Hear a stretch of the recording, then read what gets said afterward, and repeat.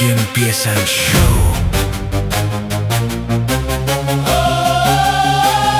¡Prepárate!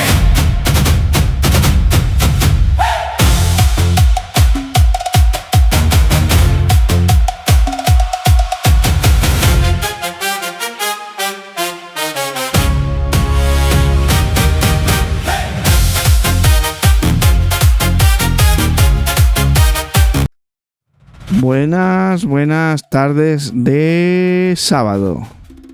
Vamos a ver unos cuantos videitos y reaccionar a ellos.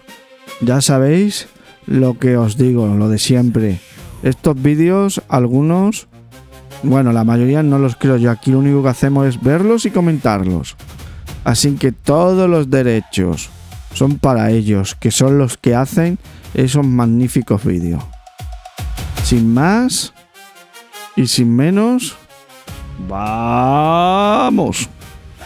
Muy buenas amigos, ¿qué tal? ¿Cómo estáis? Cositas se mueven en Valencia alrededor de Fora Musafes y en este caso no tiene que ver con Geely, pero está conectado de alguna manera. En los últimos días los sindicatos se han plantado ante la empresa y les han dicho: necesitamos mejoras y gestos por parte de la empresa a nivel salarial para los que están trabajando y de recorte de ERES y ERTES para aquellos que tienen menos carga de trabajo.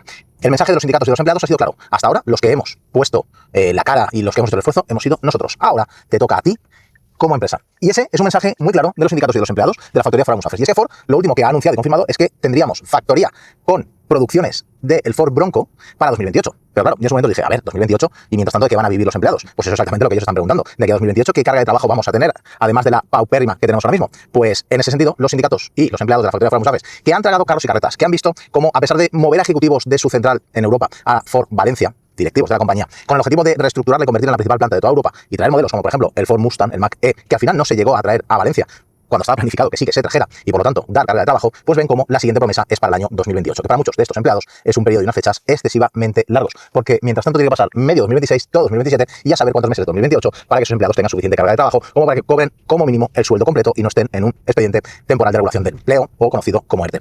Mientras tanto, se enfadan y con razón porque ven que lo de Geely comprando parte de la factoría, donde algunos de esos empleados que conocen esa factoría se podrían ir, no avanza, no está viendo anuncios todavía ni hay más novedades. Están viendo que MG ha elegido Galicia, donde va a crear 2.300 puestos de trabajo en esta primera fase y ya veremos cuántos más en siguientes fases. Y ellos, que durante años han estado aguantando y tragando carros y carretas, pues se encuentran que siguen esperando más carga de trabajo. Ford Valencia ha sido históricamente la planta de Ford en todo el mundo que mejor ha sabido gestionar estos momentos de incertidumbre, y todo a espaldas de los empleados, que han flexibilizado, que se han formado, que han hecho todo lo que hiciera falta para evitar la conflictividad laboral y segundo, para adaptarse a las exigencias de la empresa. Pero si la empresa no responde de igual manera, pues llega un momento que la balanza se tuerce demasiado. Modelos como el Bronco están muy bien, pero no para 2028, y mientras tanto Valencia necesita una carga de trabajo. Y los empleados, si no hay una carga de trabajo, por lo menos quieren tener un premio, una garantía, un gesto de la empresa que se ha comprometido a analizar las propuestas de empleados y sindicatos y que responderá a lo largo de esta semana o de la que viene a los mismos. Sea como sea, la situación es complicada. Estamos viendo como los grandes grupos automovilísticos tradicionales están sufriendo mucho, están en vías de extinción.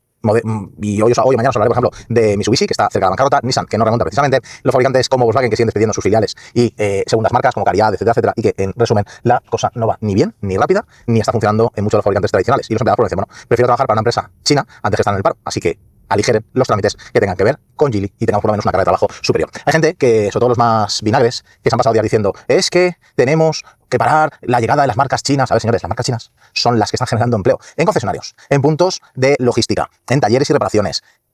Y encima están creando fábricas, reacondicionando fábricas o construyendo fábricas o ensambladoras de cero. De verdad, no es necesario tener gente diciendo, es que solo van a apretar tornillos. Ya bueno, mejor que 2.300 personas aprieten tornillos en una fase inicial que esas 2.000 personas estén en el paro. A no ser que lo que queramos es una sociedad que simplemente pueda vivir de subvenciones, que no creo que sea ni lo más bueno ni lo más sano. Así que amigos, buenas noticias. Veremos que Ford por lo menos no ha dicho que no directamente, ha dicho que lo estudiará y veremos cómo responde a los empleados. Yo creo que estos han tenido mucha paciencia durante muchísimos años y ahora toca ver cómo la marca responde y cómo se ofrece algo suficientemente decente. Y a ver si de paso lo de Geely en Valencia se acelera y tenemos buenas noticias que os voy a contar. Así que amigos, como siempre, noticia breve.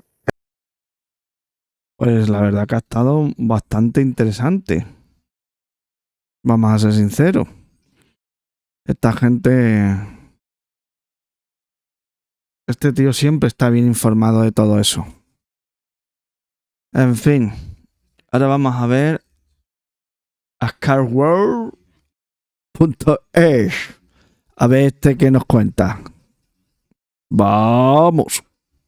¿Qué tal, mis queridos amigos? ¿Cómo estáis? Espero que vaya muy bien por ahí. Lo que te voy a presentar a continuación no es ni un rumor que he oído, ni algo que he leído en un blog oscuro o una especie de chivatazo. No, directamente es la interpretación de un documento que hemos conseguido de una comisión de investigación de un grupo que está estudiando una serie de medidas dentro de la Unión Europea. Y es muy importante que tengas en cuenta esto para empezar. ¿Cuál es el alcance de la información que te voy a dar? Porque esto es un preliminar de un preliminar. Es decir, se ha organizado una de las muchas comisiones que hay dentro de la Unión Europea. Esta se llama ENVI y está ahora terminando de desarrollar un informe. Está en la fase en la que se pueden presentar enmiendas para terminar de corregirlo y veremos si se aprueban o no, cuyo resultado final se trasladará precisamente para liquidar definitivamente el texto del reglamento de emisiones de CO2, que tan importante es para la Unión Europea y también para la industria del automóvil. Así que lo que voy a contarte a continuación, que es muy importante y es muy noticioso, es un informe y no una decisión definitiva, pero sabiendo que la Unión Europea no solamente una, sino dos veces ya ha rectificado respecto a las medidas en la reducción de emisiones de CO2, desarrollo del automóvil eléctrico, desaparición del motor de combustión interna, es creo que relevante y valioso que hagamos un análisis del mismo porque contiene información muy interesante. Y en segundo lugar, antes de ir directo al grano, que va a ser a la de ya, simplemente comentarte que en este canal en los últimos tiempos hemos estado hablando bastante de combustibles alternativos, es decir, todo aquello que no son fósiles, desde los bio hasta los sintéticos, pasando por supuesto por los renovables, que son los que verdaderamente van cogiendo fuerza en este documento y también ahí fuera en el mercado donde ya podemos repostarlos. Y parece que no le presta mucha atención la gente en general ni los medios en particular a esto, pero tienen el potencial, si la Unión Europea no se hace trampas al solitario, de poder cambiarlo todo. Así que si te parece, vamos a centrarnos en lo que son los cuatro pilares básicos, más o menos 4 o 5 pilares básicos, empezando por lo más notorio y llamativo de todo, que es algo así como una nueva categoría de coches. Vamos a fondo con el tema. VEEF. Es un poco marciano porque luego tendría que tener una R dentro. VEEF significa Vehicle Running Exclusively on Eligible Fuels. O dicho en español, vehículos funcionando exclusivamente con combustibles seleccionados. Seleccionados, ahora vamos a ver qué es lo que significa. Pero lo verdaderamente poderoso es que estos combustibles, como digo, te he venido mostrando un montón de recursos aquí en el canal en los últimos tiempos, te lo voy a poner al final del vídeo para que te ilustres, son combustibles básicamente renovables. O cualquier tipo de combustible, sea de base biológica, sea de base sintética, los e-fuels, los conocidos como e-fuels, o incluso combustibles sintéticos o electrónicos. Lo importante de todo esto es que estos combustibles tengan una certificación oficial de que tienen una compensación de emisiones hasta el 100%. Si tienen una compensación de emisiones de CO2, siempre de CO2 al 100%, entonces sus emisiones son cero. Lo que está proponiendo este grupo de trabajo es que, oiga, no nos hagamos más trampas al solitario. Se supone que nos basamos por el principio de neutralidad tecnológica. Si le estamos dando la etiqueta de cero emisiones al vehículo eléctrico y le estamos dando la etiqueta de cero emisiones al vehículo de hidrógeno, un vehículo movido eventualmente por combustible sintético o renovable que tiene certificadamente cero emisiones, puesto que se han compensado respecto a las que se emitieron a la hora de producirlo, debería de ser un vehículo cero emisiones. Dicho de otra manera, esta categoría de vehículos entraría en el mercado y provocaría un auténtico cataclismo, porque hasta ahora cero emisiones igual a coche eléctrico y un poquito de hidrógeno. A partir de ahora, cero emisiones, coche eléctrico, coche de hidrógeno y coche movido por combustibles elegidos, es decir, combustibles principalmente renovables, también sintéticos, pero son más caros todavía, que tengan certificado de cero emisiones. Y esto, bajo mi punto de vista, estos coches BEEF con V tiene una consecuencia crucial. En el año 2035 se iba a prohibir la venta de motores de combustión interna al 100%. Luego recularon y decidieron que la reducción de emisiones de CO2 tenía que ser del 90% en el caso de los turismos y del 80% en los vehículos industriales ligeros, aka furgonetas. Bueno, pues esto significa que si un vehículo BEEF es considerado cero emisiones, estaría en el mismo nivel que un vehículo eléctrico, lo que es lo mismo. No computaría como un vehículo de combustión interna tal y como lo estamos considerando hoy en día. Con lo cual, esta reducción de las emisiones del 90% de CO2 tendría una nueva categoría de coche con motor de combustión interna que estaría, al ser hermanito del coche eléctrico del hidrógeno, exento de tener medición de emisiones. O dicho de otra manera, cualquiera que quisiera seguir vendiendo coches con motor de combustión interna que funcionen con estos combustibles exclusivamente, podría seguir vendiendo motores de combustión sin EDIE.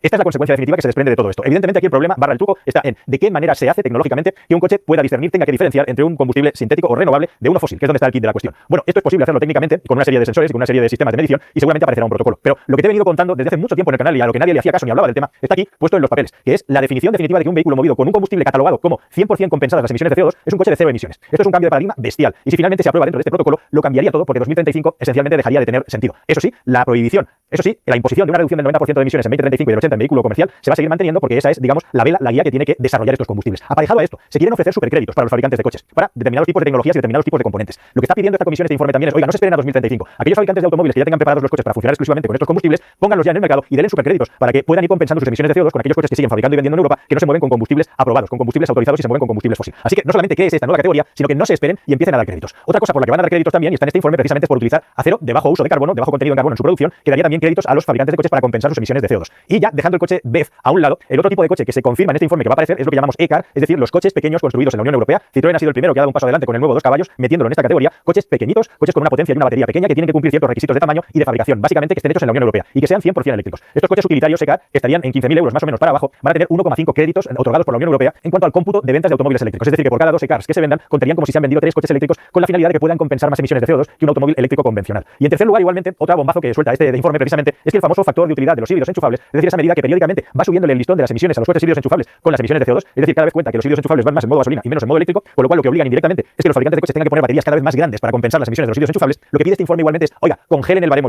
ya lo han subido bastante el listón, no sigan aumentando este listón y congélenlo para favorecer también la producción de estos vehículos en Europa. Además, si hay algo que chirría enormemente, que es una locura dentro de lo que es la decisión de la Unión Europea en la reducción de emisiones, es el tema de las furgonetas. Si vamos mal con el automóvil eléctrico, no te cuento ya con la furgoneta eléctrica, es un desastre. En este informe se promueve que ese 80% pase a ser un 70% en el año 2035 y que la reducción de emisiones del 40% en el año 2030 se reduzca al 30%. E igualmente, y en añadido y para terminar, se pide igualmente que los plazos en general de inclusión de estas normativas de restricción se alarguen y se amolden a la realidad del mercado. Porque es que uno de los grandes problemas que tienen estas normas de reducciones de emisiones es que tienen un proceso lineal respecto a lo que es la entrada en vigor, mientras que lo que es el mercado en sí mismo, lo que es la venta pura de los vehículos que proporcionan las reducciones de emisiones suficientes, tienen siempre curvas exponenciales. Estamos ahora mismo en el mercado automotriz asistiendo al crecimiento en formato exponencial de los vehículos eléctricos precisamente en determinados mercados. España es uno de ellos, no sé si llamarle exponencial, pero desde luego el crecimiento ha dejado de ser lineal para empezar a ser mucho más intenso. Quiero decir que tampoco se puede descartar que de repente en el año 29, 31 o 34 el crecimiento de la venta de vehículos eléctricos haya sido tan grande que este apuntale por normativa del motor de combustión interna haya perdido valor. Pero lo que nos ha enseñado el pasado precisamente es que estas proyecciones normativas a tan largo plazo están provocando problemas, especialmente en el inicio del proceso, gravísimos, y que no se puede seguir estrangulando el sector para hacerlo pasar exclusivamente por un canuto tan pequeño, porque las consecuencias son funestas, poniendo incluso en riesgo la propia vigencia del concepto de Unión Europea, alimentados los extremismos precisamente por el dolor que se causa en las clases medias, medias bajas y clases bajas con todo lo que se está haciendo. Si todo esto se cumple, además unido al pasaporte de las baterías, se promovería más la industria en la Unión Europea y por primera vez, eso que te he venido contando desde hace ya 2-3 años, el asunto de por qué un combustible certificado con reducción de emisiones no computa como reducción de emisiones en el tubo de escape cuando está circulando, dejaría de ser una farsa, dejaría de ser una estafa, un engaño solitario para convertirse en una realidad ante los ciudadanos, ante los fabricantes de coches, ante las petroleras que tienen que aumentar la producción de este tipo de combustibles y por supuesto ante la Unión Europea. Bueno, pues ya lo ves, querido amigo, querida amiga, esta es la interpretación y la extracción de los datos de este informe que no tiene desperdicio y que digamos es de los que tiene más y mejor nivel técnico y también más toma de tierra respecto a los combustibles, cuál es su papel, más en una situación en la que tenemos ahora de tanta incertidumbre geopolítica y donde la seguridad energética, que a su vez es la seguridad de la logística, que a su vez es la seguridad que permite que el mundo siga girando, es tan tremendamente importante y al mismo tiempo está en un equilibrio tan delicado. Esto al final no deja de ser algo que está vinculado a los tiempos con los que la Unión Europea quería meternos en la electrificación, como te estaba contando hace unos segundos, pero que finalmente no va a poder ser así. Como con tantas otras cosas, como por ejemplo las zonas de bajas emisiones, que son una auténtica, una verdadera estafa a los ciudadanos, así se está demostrando en estos tiempos y a las que les vamos a dedicar, si os parece, un vídeo porque tenemos nuevos datos y nueva información que me gustaría compartir contigo. Así que nada más, queridos amigos, espero que toda esta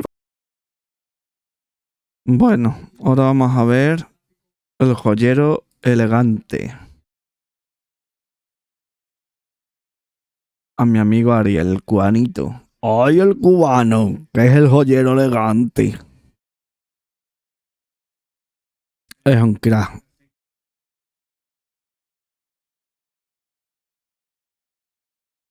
Ariel, esto es sintético, esto no es rubí.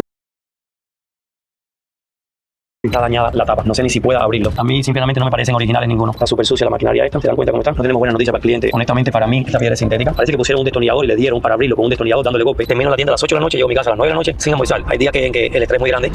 Buen día, mi amigo, buen día. Oye, número uno, gracias por visitarnos hoy en día. ¿De dónde nos visita, mi amigo?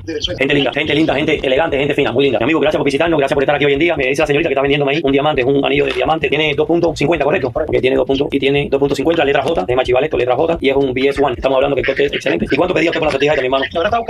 Ok, mi amigo, le voy a decir un poquito sobre lo que está pasando. Sí, la sortija. Estamos hablando con papeles de GIA, o sea que es la certificación correcta para nosotros. Es una sortija del centro arriba tiene 2 quilates, punto 50. La J es un poquito de color amarillo. El color no es muy bueno. BS1 está bien y el coste está excelente. Lo que me preocupa, mi amigo, déjeme explicarle. Por eso quería explicarle esto. No sé si sabe, desde que salieron los diamantes de laboratorio, ha bajado un poco el precio de los diamantes. El diamante de laboratorio, esta misma sortija la hacen en laboratorio y sacan un diamante, un lab diamond que le llamamos, en un mes. Sin embargo, ese diamante original costó miles de años para crearse. Pero esos diamantes de laboratorio, ese diamante nosotros lo tenemos por $1.500. Esa sortija. Pero eso ha matado un poco al diamante original, que es lo que usted tiene ahí. Ya todo el mundo está queriendo comprar los lab diamond, adquiere mejor calidad, más tamaño, mejor color y mucho más económico. ¿Cuánto te pagó por la sortija esta, mi hermano? No recuerdo, pero estaba sobre los 15. Eso es lo que valía ella más o menos, de 12 a 15 mil pesos originalmente, pero hace 4 o 5 años atrás ya han bajado. Mi amigo, yo estoy aquí te digo ahora mismo, 2.50 de la J, BS1G, yo estoy aquí en unos $6.500. Claro, no, yo sé, yo perfectamente la conservaba. Ya estás pensando en vender, no lo aguantes mucho porque no creo que vayan a subir los diamantes de nuevo. El diamante normal quiere el lab diamond, como te expliqué. Yo me atrevería a hacerte una segunda oferta, pero para que no te vayas de mi tienda, pero no te la aguanto para mi hermano. Yo sé que usted no va a vender ahora, por eso me voy a atrever a darte una super oferta, pero vuelvo y repito, no la aguanto para mañana. Si te llevo a $8.000, ¿me la vendes? No, la conservo. Está bien, mi amigo, nada. Pues ha sido un placer atenderlo hoy, mi hermano. Gracias por darme la oportunidad. Y aquí estamos para cualquier otra cosita, mi amigo. Sí, el señor, yo sé, con su mente, créeme, cuando él chequee, si yo digo, si ya usted pensó en venderlo, no que me voy a quedar con él porque mejor lo aguanto, no hubiera pensado en venderlo. Si ya le está pensando en venderlo, en algún punto lo va a vender. Un 99% lo va a vender en algún punto. Y lo más tiempo que él espere, como está creciendo el mercado de los lab diamond y el diamante se está quedando abajo un poco. ¿Por qué? Porque no es que el lab diamond sea mejor, pero está creciendo el inventario, la venta hacia el lab diamond, que la gente no quiere gastar $9.000 en una sortija y yo se la puedo conseguir por $2.000. Mejor calidad, más grande, más nítida, mejor color. La de él es una J, que es una piedra amarilla. Esa piedra J que está tirando amarilla. Estoy casi seguro que menos de 2 o 3 semanas, cuando él chequee, ese señor va a virar. Pero bueno, vamos a ver en el día de hoy cómo nos va el día de hoy. Vamos a tener otras ventas, otras citas. Sigamos con aquí con Ariel hoy día durante el día a ver qué pasa. Bienvenida, mucho gusto, Ariel. Gracias por la visita. Gracias. ¿De dónde nos visita? Ecuador. ¿Te ofrecieron un cafecito ya? ¿Una agüita? Ya. Ok, gracias. Buen día, ¿cómo estás? Buena. Buen día, Nati. ¿Cómo andamos? ¿Qué tenemos para la señorita? Mira, aquí Bueno, ya tiene para vender esta pieza. y esta piedra, ya tiene unos rubíes. Bueno, estos son rubíes, estos no creo que sean rubíes, pero estos sí, esto no me parece. Y aquí tiene un poquito listo, son perlitas, pero la verdad estas perlitas no las compramos. Y así sueltas, menos son, estos son perlas de agua dulce, esto no lo compramos. Y aquí hay perlas que son sintéticas, como esta, me puedo dar cuenta que son sintéticas, que tampoco compro. Pero bueno, vamos a chequear esto. El lorito este que tiene la señorita aquí, es 18 quilates, necesitamos una calculadora y una plumita. El oro está súper alto, 3.108 la onza de hoy. Esto es lo que más valor si fuera original que tenemos acá, que es la piedra esta grande, pero honestamente para mí esta piedra es sintética, pero voy a chequearla. Para mí las piedras no son originales, pero siempre me gusta coger una segunda opinión y que mejor que el caballero acá que lleva muchos años también igual que yo, o que tú crees, mi amigo, yo las veo un poquito sintéticas, no me parecen Ariel, esto es sintético. sintéticos, ¿cierto? Esto no es rubí. Sí. A mí honestamente no me gustan, eso de verdad no los compro. Debería coger una segunda opinión con los rubicitos. Esto yo sí sé que son, esto sé que son, por eso quiero que cojas una segunda opinión. Yo te voy a regalar regalar un par para que tengas dos más. Saliste con un premio de aquí. Mira, entonces están las tuyas y te voy a regalar esta que esta es grande. Entonces aquí la tienes y aquí tienes las chiquitas ahora. Aquí estamos para servirte. Gracias por la visita igual. Para la próxima. Y a la próxima me con oro del pesado, chévere. Que tengas un lindo viaje. Gracias por visitarnos. Un pequeño incidente. La señora nos trae unos rubicitos pequeños. Los otros para mí no eran rubí. Los chiquiticos sí. De .03, .02, .04. Cuando sin cuidado, no tuve cuidado suficiente, se me cayó una piedra chiquita. Enseguida ella me dijo que eran 16 y una más encontré 15. Eso me faltaba una piedrita. Y no te preocupes que yo tengo muchas de esas. Te las repongo. Se le buscamos una igual a ella, más le regalé una de .30 para que la señora fuera más contenta. Le regalamos una piedra mucho más grande y le repuse la que supuestamente se me cayó aquí en el piso, que no encontramos una de las chiquiticas de .03, pero me aseguré de que la señora viera que la que le repuse idéntica a la de ella. Y dos, le regalé por las dudas una de .30 mucho más grande para que no haya ningún duda ni ningún problema. Nada, vamos a ver, continuamos el día aquí. Está diciendo que te han ofrecido 8, ¿cuánto? 8.2. 8.5 no, pero sí te puedo llegar a 8.4 para que te lo hagas acá. 8.500 no puedo llegarte, pero a 8.4 sí te puedo llegar. Te estaban ofreciendo 8.2, yo te lo mejoro por $200. 8.4. Y eso hoy que está súper alto el oro, súper alto. Como si no quieres venderlo y lo que quieres es hacer un préstamo. También te puedo hacer un préstamo un poquito menos, pero te puedo hacer un préstamo y no lo vendes. No, quisiera venderlo. Hacemos trato entonces 8.400. Trato más hecho en la joyería 8.400. El caballero viene de otra tienda, joyería, no mi tienda, del seguro de la competencia, le estaban dando 8.2 y aquí se lo vamos a superar por 8.4, $200 más. Feliz. Gracias, mi amigo. Usted es un caballero elegante. Gracias, mi hermanito. Fui buscando una venta de joyería que me daban 8.2. Vine aquí tratando de buscar 8.500, pero usted me arregló el precio a 8.400, buscando una ganancia de $200. Muy complacido por eso. Me voy a pensar donde Macache se va por en área joyería. No te olvides recomendando cualquier por supuesto, siempre 1%. tu rol o cualquier préstamo, lo que te haga falta, abrimos los 7 días a la semana. Gracias. Visitando y usted es un caballero súper elegante. Gracias. Igualmente. Hasta luego. Felicidades, amigo. Hasta luego. Gracias. El gusto es mío, mi amigo. Gracias por visitarnos. Tener la oportunidad de decirle que también muchos videos y la persona como usted que sale adelante y eso es la gente que hay que imitar. Gracias, mi hermano. Gracias a Dios. Desde aquí soy local. Quiero comentar que hice la compra de las telas, fueron muy flexibles, muy amables, muy buenas, o sea, se acomodaron a los presupuestos y me dieron muchas facilidades y muchas opciones para salir con muy importante eso para mí, que te sientas así, es sumamente importante y ese de verte ese trato, de verdad que sí, me alegro oír los temas todavía. un placer y siempre feliz. No quiero ir sin ser elegante. Usted es un caballero súper elegante. Una persona que nos alienta a salir adelante y luchar para no conformarnos, más que todo premiarnos porque lo merecemos. Muchas felicidades. Ya muchas gracias por brindarle todo. De verdad que te agradezco la palabra, de verdad que mi hermano, pero caballero aquí, esto es lo que vivamos, un caballero súper elegante aquí en la joyería, su joyería. Amigo, bendiciones, ¿cómo está todo? ¿Todo bien? Un gusto. ¿Me visita de dónde? De Chile. De Chile, gente linda, gente elegante. Sí, tu marido está vestido. Eso te iba a preguntar si le faltan unos papeles. Vamos a señalar aquí en cámara, tiene unos detallitos aquí el reloj, pero me imagino que tú lo pones como alguna manilla o algo. No sé si lo ves tú ahí. Sí, bueno, tranquilo, déjame chequear. ¿Tú tenías una idea cuánto tú querías, mi hermano? ¿Se ha ido? Vamos a chequearlo y ahí está contigo ya un minutito. ¿Está bien? No tiene caja ni papeles. No importa, un minutico para chequearlo y ya te pregunté. Vamos a chequear el reloj al caballero. El caballero nos visita desde Chile, un caballero súper elegante que vino a vendernos, nos hemos estado escribiendo por Instagram, pero sí, pero nos conocimos primero por Instagram. Y ya está aquí hoy en día, vino a vender el reloj, quiere 6.200 pesos. Vamos a chequearlo y ya estamos con el caballero. No me di cuenta de esto, veo que tiene también, mira, no llévate por un lado, abrirlo. No, ya está dañada la tapa. No sé ni si pueda abrirlo, pero ve cómo está dañada. La forzaron. Mira, yo quiero que tú lo mires. Tienes que ponértelo bien pegado al ojo y acercártelo bien. ¿Lo ves ahí? Esa tapa hay que cambiarla entera. ¿Cuánto puede tratar? No, yo te voy a decir, pero quería que vieras que yo fuera para allá a abrirlo. Sí, con esto se ve más claro. Aquí abrimos acá y vamos a quitarlo. Tienes esto también. Desde luego parece que nunca le han hecho un servicio, que no puedo ni ver los números. Ahí es que estamos viendo un poquito los números. No sé si lo pueden ver. 16,610 está bien, pero te acercas aquí. Mira cómo está dañada la tapa esta, la forzaron y la dañaron. Está dañada por ahí y por acá. Esto no creo que se pueda arreglar. A ver si podemos abrirlo. ¿Qué hacemos en este caso? Colocamos el reloj en el banco este. Vamos a abrirlo un poco más. ¿Qué hacemos? Quitamos la manilla, los dos pines de la manilla para asegurarnos de que podamos poner esto en el banco aquí bien. Buscamos la tapa que encaje correctamente en la tapa. Y es esta, aunque está dañada, esperemos que no me patine, que fue lo que le pasó a quien abrió el reloj este anterior. No usó la pieza adecuada, patinó y mató todos los dientes. Estos son dientes que encajan unos con otros. A matar todos los dientes, ahora va a costar trabajo poder abrir el reloj este, pero vamos a intentar hacerlo. Le vamos a dar un poquito de vuelta con las dos manos usando esa presión y ya está ahí suavecito. Vamos abriendo, vieron que no patinó. Vamos abriendo, quitamos presión arriba y ahora vamos a ver de lo que tenemos aquí adentro. Sí, ya de entrada, no sé si se fijan, ven, roles Geneva, Swissland, está súper sucia la maquinaria esta. Se dan cuenta cómo está, súper sucia, pero sí es todo original. No tenemos buena noticia para el cliente. El reloj sí es original, todo está bien con él, excepto ese daño tan grande que le hicieron a la tapa. Una, es bien difícil de conseguir esa tapa, esta pieza. Dos, esta tapa puede costar de $600, $800 con tiempo y puede costar hasta más. Estamos hablando de la tapa de reloj. Yo sé que de pronto no puedo enseñarle bien ahí en cámara, pero ve, le dieron, parece que pusieron un destornillador y le dieron para abrirlo con un destornillador dándole golpe y dañaron la tapa grande. Esta pieza no tiene arreglo porque se comieron los dientes. El señor estaba esperando unos $6.200. Yo creo que vamos a estar por unos 5.000 acá. Vamos a ver qué podemos hacer. Mi amigo, ahora la verdad, tenemos una buena y una mala. La buena es que el reloj original. La mala es que el daño aquí es grande en la tapa esa. Yo logré abrirlo. Sí, está bien dañada. Los 6 ya no puedo pagar el 6. Yo te lo compro, pero no 6. Soy sincero. Vaya, te puede llegar hasta $5.200. 5 dólares. Eso es lo que va a costar la tapa, pero después que hacer un servicio reloj entero. El bisel está también dañadito, entonces son otros $200 y pico. Este es un servicio entero, estamos hablando de 400, son 600 y entre 1.000 y 1.600 pesos, estamos hablando que 5 y 1.600, ya tengo $1.600 en el reloj. Pasado por arribita lo que veo. 5 dólares. Esto es lo que yo hablo, un caballero súper elegante, una persona que entiende bien todo, una persona que nos visita desde dónde, desde Chile. 16 horas de vuelo. Wow. Nunca pensé que sigue siendo negocio contigo así. Es mutuo, me siento curioso de eso, de atenderlo aquí hoy en día, verdad que es un placer para mí. Amigo, que tengo un buen viaje, gracias de nuevo por visitarnos, gracias por darnos la oportunidad de hacer negocio contigo. Igual, chao. Bendiciones, amigo, buen viaje. Dime, mi amigo, buenas tardes. Buenas tardes, ¿cómo estás? Te habla Lawrence States. Muy bien, mi hermano, ¿cómo está mi amigo? ¿Cómo estamos? Muy bien, me cayó una propiedad que me entró en el mercado. La casa está en Homestead, te puedo mandar la dirección esa también por texto. 420 por la casa, 3 cuartos, 2 baños, 1.486 pies cuadrados, modelada en el 2017. Me interesa. Y el lote, ve, ahí estamos hablando ahora. Esto es el otro negocio que Ariel hace afuera de la joyería y es real estate, bienes raíces, propiedades, compramos, remodelamos y las rentamos. Vamos a ver si hay un negocio aquí, mañana lo pasamos a ver. El precio suena razonable, 420.000 por una casita de 3 cuartos, 2 baños. Creo que es razonable, me parece que puede ser un buen negocio moverlo. El año 2004, una casa bastante moderna, para una propiedad no es viejo, se ha remodelado entera. Yo creo que está en pleno. Vamos a verla mañana a ver qué hacemos de eso. Tengo más de 3. Ahora te lo voy a enseñar. Mira, tengo este que es un 2025, lo tengo en la tienda 7 y tengo un chocolate 2024, octubre 2024. Tengo un oro blanco aquí, me dijiste que no te interesa. El 2014 41 milímetros. Estamos hablando 38 y medio. El 2014 41 milímetros. Estás hablando como 49. Esto si viene con todo, es una belleza. Ahí tengo otro más que es chocolate. Este es un 2024 y este reloj estamos hablando como 54. Chocolate. Y tengo todos estos ya más viejitos, más económicos, 36 milímetros. Ya son mucho más económicos. Tengo un Daytona todo de oro. Tengo Skyweather entero en oro. 2023 Daytona, prácticamente nuevo. Y ese te sale 49 y medio. Mira, un submarino Pulse también. Gracias, mi amigo. Bendiciones, gracias por visitarnos. Los señores chequeando precios, buscando por unos relojes, pero no parecen muy interesados, nada más tan curiosos por el financiamiento, creo. ¿Cómo está mi amigo? Buenas tardes, buenas tardes.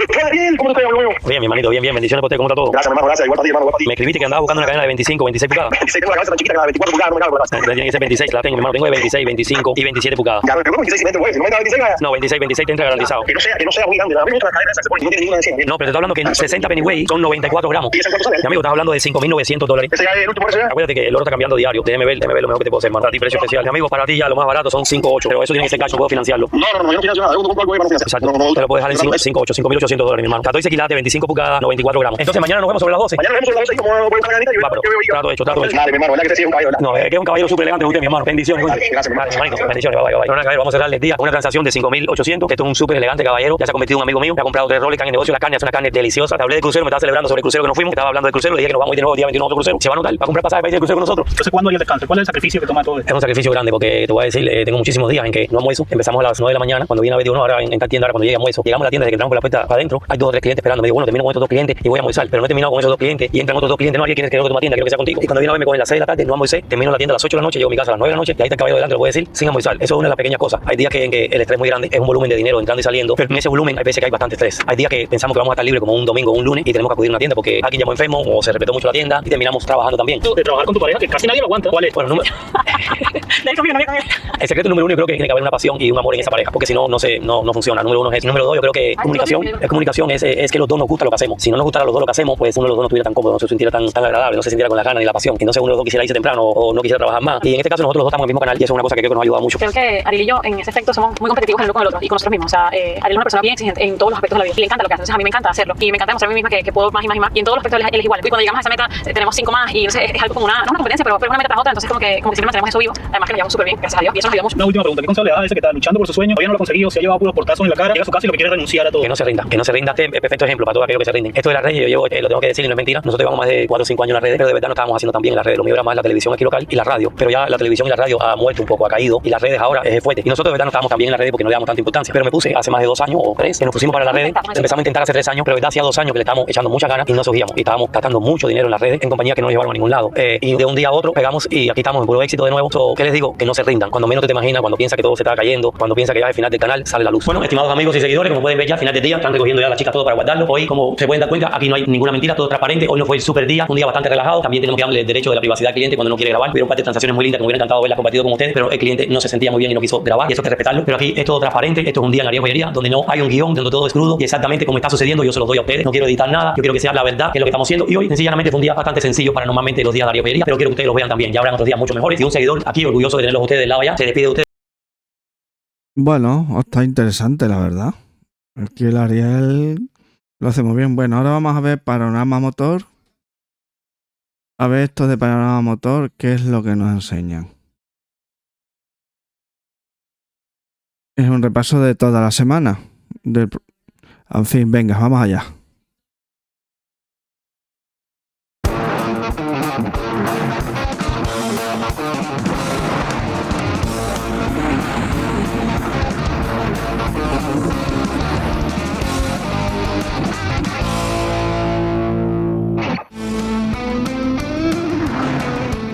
Jeep Avenger 2027. Ya EQ7 SHS Hybrid 2026. Volkswagen ID Polo GTI 2026. Skoda Epic 2027. Brabus Budo 2026.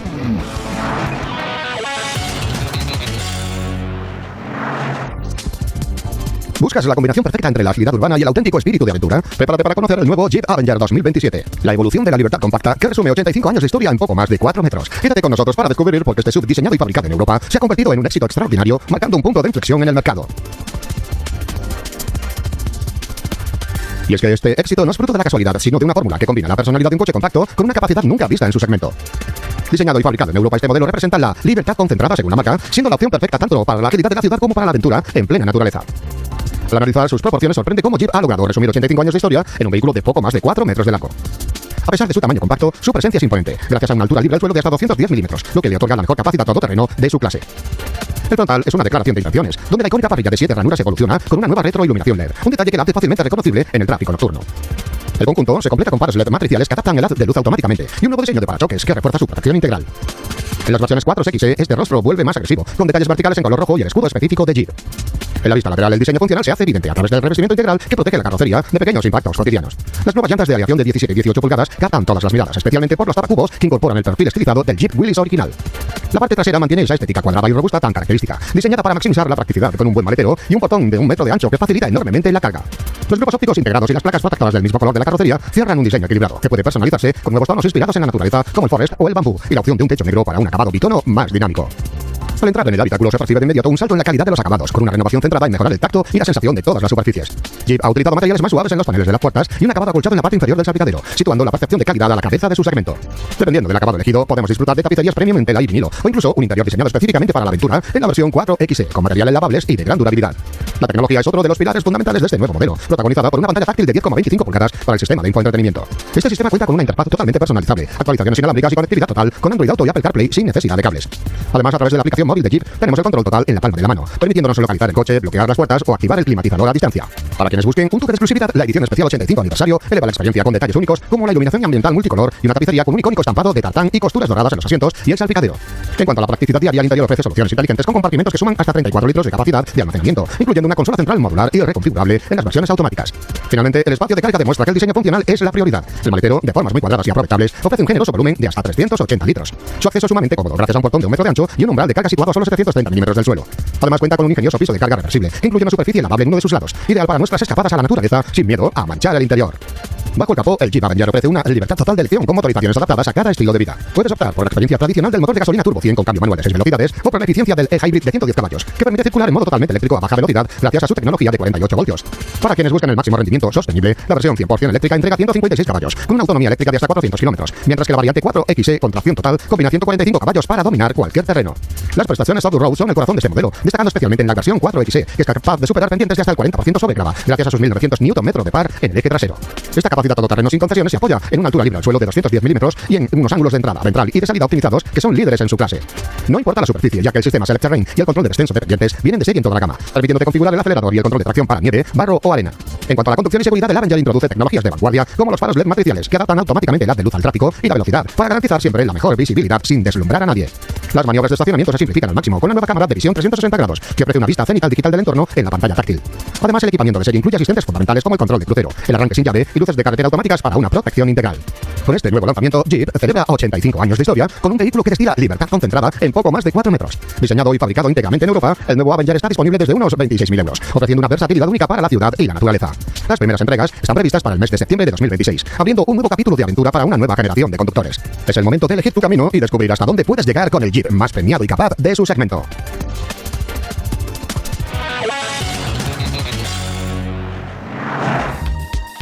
¿Buscas la combinación perfecta entre un diseño robusto y la eficiencia más avanzada? Hoy nos ponemos al volante del nuevo Jaeku 7 SHS Hybrid 2026, el bestseller de la marca que llega para transformar el segmento C-Sub. Quédate con nosotros para descubrir todos los detalles de su tecnología Super Hybrid System y su impresionante tecnología y confort. Abróchate el cinturón que comenzamos. Este SUV no solo busca la eficiencia con su tecnología híbrida, sino que también es una declaración de intenciones estética que equilibra un espíritu aventurero con un refinamiento moderno. Su diseño se basa en la robustez, la proporción y el orden visual, logrando una presencia sólida que destaca inmediatamente en cualquier entorno. En cuanto a sus proporciones, el Jaeku 7 SHS se posiciona como un competidor sólido en el segmento C-Sub, con una longitud de 4,50 metros y una anchura de 1,86 metros, con una altura de 1,67 metros. Su distancia entre ejes de 2,672 metros no solo le otorga una silueta equilibrada, sino que es la clave para ofrecer esa estabilidad y aplomo que percibimos al verlo desde fuera. Si nos centramos en su frontal, este se caracteriza por una parrilla de gran tamaño que actúa como el núcleo de su identidad visual. Está acompañada por una firma lumínica distintiva que le otorga un reconocimiento inmediato, combinando superficies limpias que refuerzan su carácter decidido. Al pasar al lateral descubrimos una línea de cintura elevada, que junto a la relación equilibrada entre las superficies acristaladas y los paneles genera una silueta muy dinámica. Detalle como los tiradores de las puertas ocultos en el color de la carrocería y sus imponentes llantas de 19 pulgadas terminan de redondear una imagen que derrocha modernidad y solidez. Finalmente, la parte trasera mantiene esa coherencia estética basada en líneas horizontales y una integración limpia de todos sus componentes. El conjunto se remata de forma deportiva con un spoiler trasero que no renuncia a un diseño sofisticado y actual. Al abrir la puerta, el Jaeku 7 SHS nos recibe con un habitáculo elegante y funcional que apuesta por líneas limpias y superficies muy bien estructuradas. La sensación de solidez se combina con materiales de alta calidad como la tapicería de cuero sintético negro que viene de serie, y en el acabado exclusivo se eleva con asientos delanteros calefactables, ventilados y con memoria para el conductor. Todo se organiza en torno a una consola central flotante que no solo libera espacio, sino que integra de forma ergonómica portavasos, huecos portaobjetos y una carga inalámbrica de 50 vatios para nuestros dispositivos. La tecnología es sin duda la gran protagonista, gracias a su arquitectura digital avanzada. Presidiendo el salpicadero, encontramos una imponente pantalla táctil de hasta 14,8 pulgadas en la versión exclusiva, que se complementa con un cuadro de instrumentos digital de 10,25 pulgadas y un avanzado head-up display, para no tener que apartar nunca la vista de la carretera.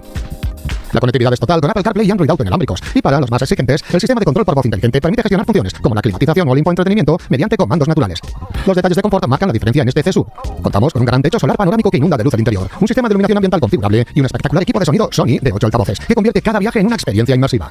Además, el bienestar a bordo se refuerza con un climatizador bizona con purificador de aire y cristales delanteros con aislamiento térmico y acústico, garantizando un entorno silencioso y agradable en todo momento. Terminamos hablando de versatilidad, un punto donde el Jayco 7 SHS brilla con luz propia. El maletero ofrece una capacidad de 500 litros, una cifra muy generosa, que podemos ampliar hasta los 1.265 litros si abatimos la segunda fila de asientos en proporción 60-40. Además, el acceso es cómodo y sencillo, gracias al portón trasero eléctrico, el aliado perfecto para cargar todo nuestro equipamiento tras una jornada de aventura.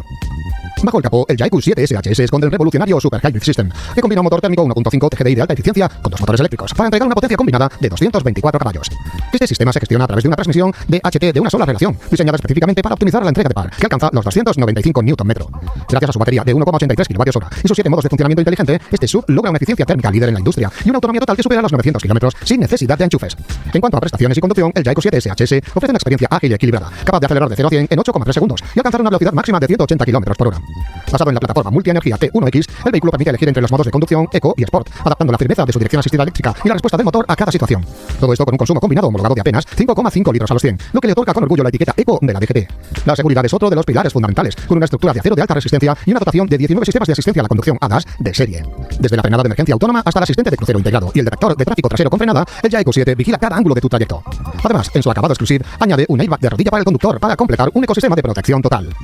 El Jayco 7 SHS Hybrid 2026 llega para demostrar que es posible combinar potencia, aventura y sostenibilidad en un solo paquete, respaldado por una excepcional garantía de 7 años o 150.000 kilómetros. Es la opción inteligente para quienes buscan dar el salto a la electrificación con total confianza y sin renunciar a nada. Si buscas un SUV robusto, tecnológico y eficiente, el futuro ya está aquí. Gracias por acompañarnos y nos vemos en la próxima aventura sobre ruedas.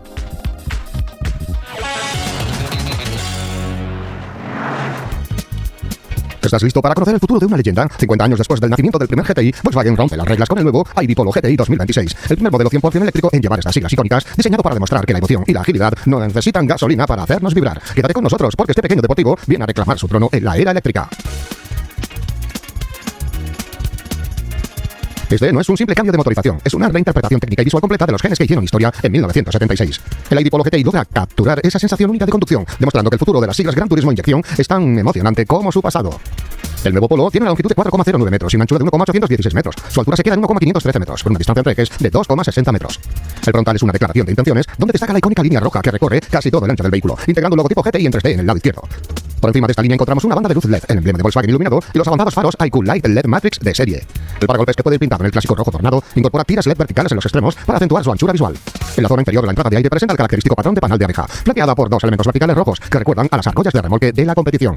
Al observarlo de perfil, el lenguaje de diseño Pure Positive revela una silueta potente y limpia, marcada por una línea de hombros en recta y una línea de carácter que se eleva sobre el paso de rueda trasero.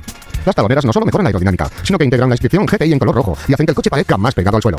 Este conjunto se completa con unas impresionantes llantas de aleación de 19 pulgadas, disponibles en el diseño estándar Cape Town o en el opcional RST. La parte trasera completa la estética agresiva, presentando un alerón de techo dividido en el medio que es exclusivo de esta versión deportiva. Los grupos ópticos IQ Light cuentan con elementos LED tridimensionales que crean un efecto de diamante. El difusor trasero negro de 2 piezas aporta una apariencia muscular y protectora, rematando un diseño que se reconoce como un GTI desde cualquier ángulo, incluso antes de ver el emblema rojo bajo el logotipo central. Para personalizarlo, Volkswagen ofrece una gama de 6 colores, que incluye desde el blanco candy hasta el gris magnetic. Al abrir las puertas, el rojo y el negro dominan un habitáculo diseñado para envolver al conductor en una atmósfera puramente deportiva. El salpicadero de líneas horizontales y equilibradas está recorrido por una fina franja roja, que se complementa con las costuras en contraste de los paneles de las puertas y los asientos. Estos últimos son asientos deportivos premium, revestidos con microfibra Arbeload EcoSoul y con una sección central que reinterpreta con maestría el legendario patrón de cuadros tartán de los primeros modelos GTI.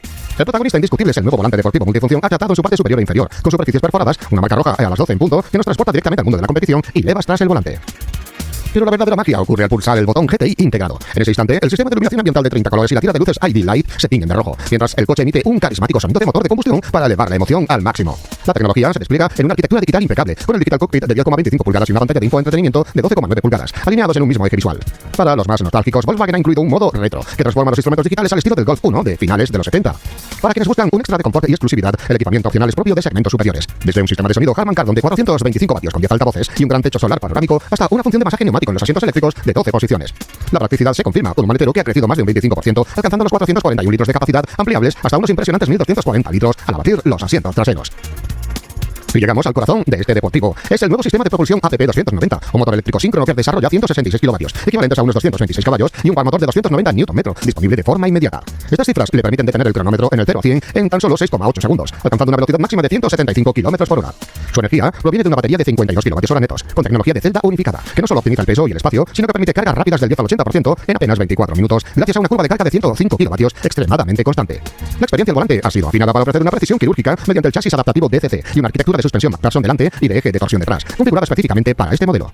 El ID Polo GTI es el único de su gama en incorporar de serie un bloqueo de diferencial delantero controlado electrónicamente, que distribuye el par de forma simétrica en curvas rápidas para maximizar la tracción y neutralizar el subviraje. Además, al activar el perfil de conducción GTI, el coche no solo ajusta la dirección progresiva y la amortiguación a su nivel más dinámico, sino que habilita el launch control y genera un sonido deportivo carismático que reacciona en tiempo real a tu forma de acelerar. También se introduce la conducción con un solo pedal, permitiendo deceleraciones rápidas e intensas simplemente modulando el acelerador, lo que aumenta la confianza y el control en cualquier escenario. El uso de la plataforma MED Plus permite integrar un avanzado Connected Travel Assist, un sistema que utiliza datos online para ofrecer una guía lateral y longitudinal superior. Como novedad absoluta, el vehículo es capaz de reconocer semáforos en rojo y frenar de forma autónoma, hasta detenerse por completo si el conductor no interviene. El Volkswagen ID Polo GTI 2026 ha llegado para demostrar que la emoción de conducir no tiene por qué estar reñida con la sostenibilidad. Nos vemos tras la próxima curva.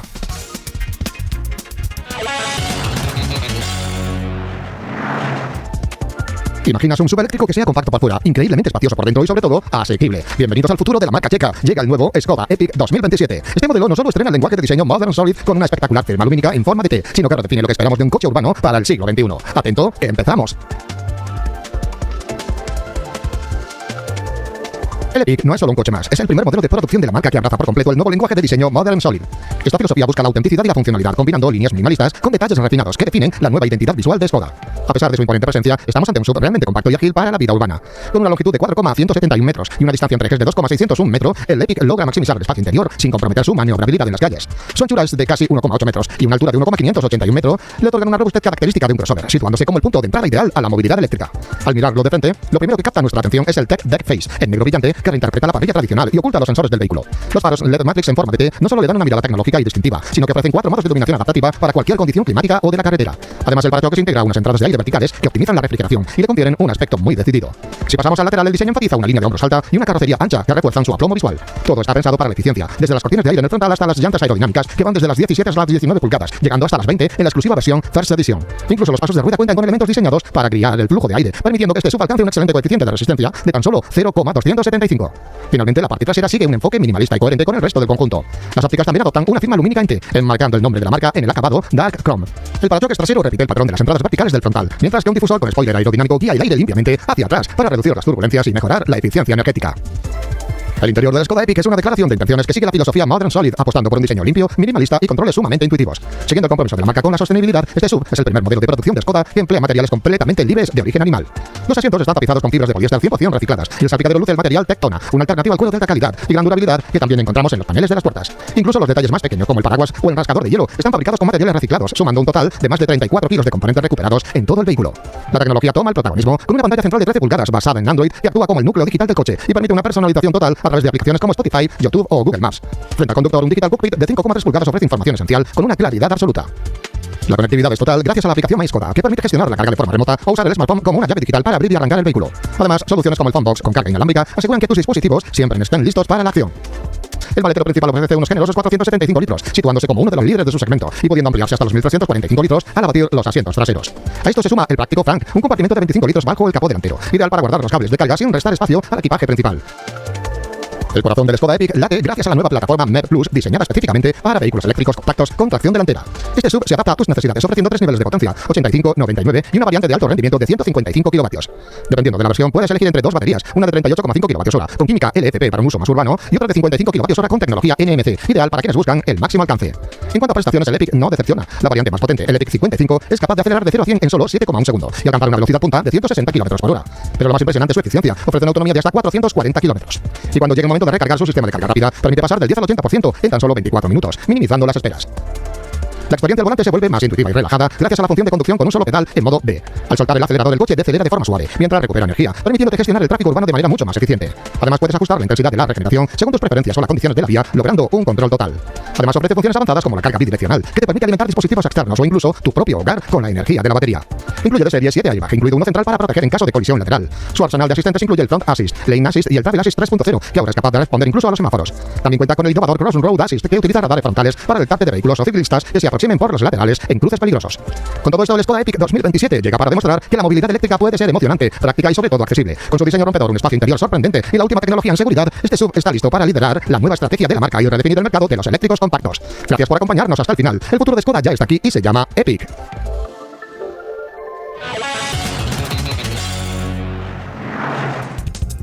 ¿Alguna vez te has preguntado cómo suena el sueño de toda una vida hecho realidad? Imagina un legado de décadas transformado en una bestia de fibra de carbono y 1000 caballos de potencia. Prepárate, porque hoy vamos a descubrir el nuevo Brabus Bodo 2026, una obra maestra limitada que redefine lo que significa un gran turismo de lujo. Este no es un coche cualquiera, es un homenaje directo al fundador de la marca, Bodo Bushman, un sueño que tardó casi 50 años en materializarse. Su imponente presencia se define por unas dimensiones de gran turismo puro, con una longitud de 5,06 metros y una anchura que supera los 2 metros. Este superdeportivo se asienta con firmeza sobre el asfalto. Sin embargo, su altura de apenas 1,30 metros le otorga un perfil extremadamente bajo y afilado, mientras que su construcción íntegra en fibra de carbono permite mantener un peso en seco de 1.774 kilos. El rostro del Brabus Bodo es inconfundible, definido por faros LED de matriz única y una imponente parrilla que luce con orgullo el emblema de la marca entre 13 lamas verticales. Integrados en este frontal, dos grandes conductos Ram Air suministran aire fresco directamente al motor V12, mientras que el spoiler delantero de carbono expuesto, con acabado brillante, no solo enfatiza su agresividad, sino que genera una carga aerodinámica vital en el eje delantero a altas velocidades. Al recorrer su lateral, la silueta fluye de forma dinámica hacia una sección trasera esculpida que parece estar en constante movimiento. Destacan sus exclusivas llantas forjadas monoblock ZGT Shadow Edition de 21 pulgadas, calzadas con neumáticos Continental de alto rendimiento, desarrollados específicamente para soportar fuerzas extremas de hasta 370 km/h. La parte trasera es un espectáculo de tecnología y potencia visual, con una arquitectura de iluminación innovadora, que cuenta con 7 unidades LED individuales a cada lado, enmarcando el nombre de Brabus iluminado. Un difusor de carbono abraza las 4 salidas de escape verticales fabricadas en titanio mediante impresión 3D, que firman la banda sonora acústica de este Masterpiece. Finalmente, un alerón activo de 2 etapas corona la zaga, ajustándose automáticamente para estabilizar el coche o actuando como un freno de aire vertical en frenadas extremas por encima de los 140 km/h. Como detalle de pura distinción, al abrir las puertas el logo de Brabus se proyecta en el suelo, rodeado por un gráfico solar, creando un efecto visual impresionante en condiciones de poca luz. Al abrir la puerta no recibe un habitáculo que es la definición misma de un Brabus Masterpiece, fabricado totalmente a mano por maestros artesanos en Botrap. En perfecta armonía con el acabado exterior, la cabina está revestida íntegramente en cuero negro, de la más alta calidad, complementado con molduras de carbono expuesto en el volante, el salpicadero y la consola central. Cada elemento ha sido diseñado con un enfoque ergonómico para ofrecer el máximo confort en largas distancias, sin renunciar a la precisión necesaria de un superdeportivo de este calibre. La exclusividad se siente en cada costura, destacando el sofisticado diseño de acolchado Cell en sus 4 asientos, los cuales presentan el logotipo B en relieve y la silueta del vehículo bordada en los respaldos. Los paneles de las puertas rinden un tributo final con la firma bordada de Bodo Bushman, mientras que los pedales de fibra de carbono y los acentos en Shadow Grey refuerzan su carácter técnico y contemporáneo. El conductor tiene a su disposición un volante de base plana con levas de cambio de carbono para gestionar una transmisión de 8 velocidades con una respuesta instantánea. Incluso el maletero ha sido tratado con el mismo nivel de sofisticación que el resto del habitáculo, contando con un revestimiento de cuero colchado que sigue el mismo patrón de diseño de los asientos y el suelo de la cabina. Es en este compartimento donde encontramos la placa de especificaciones que integra el sistema de autenticidad y el espacio diseñado para albergar la bolsa Weekender de cuero Brabus entregada exclusivamente con el coche. Es el cierre perfecto para un gran turismo que no deja ningún detalle al azar, uniendo funcionalidad y lujo extremo en un espacio pensado para el viaje definitivo. Bajo el capó de fibra de carbono late el corazón de esta bestia, un motor V12 biturbo de 5,2 litros fabricado a mano que entrega unos impresionantes 1000 caballos de potencia y un par motor máximo de 1200 Nm. Este sistema de propulsión de vanguardia utiliza una caja de aire Ram Air y 2 turbocompresores especiales para asegurar un flujo constante de potencia extrema. Gracias a una transmisión automática de 8 velocidades con diferencial de bloqueo electrónico, el Brabus Bodo acelera de 0 a 100 en solo 3 segundos y alcanza los 300 km en apenas 23,9 segundos. Su velocidad máxima está limitada electrónicamente a 360 km/h, posicionándolo en la cúspide de los gran turismo modernos.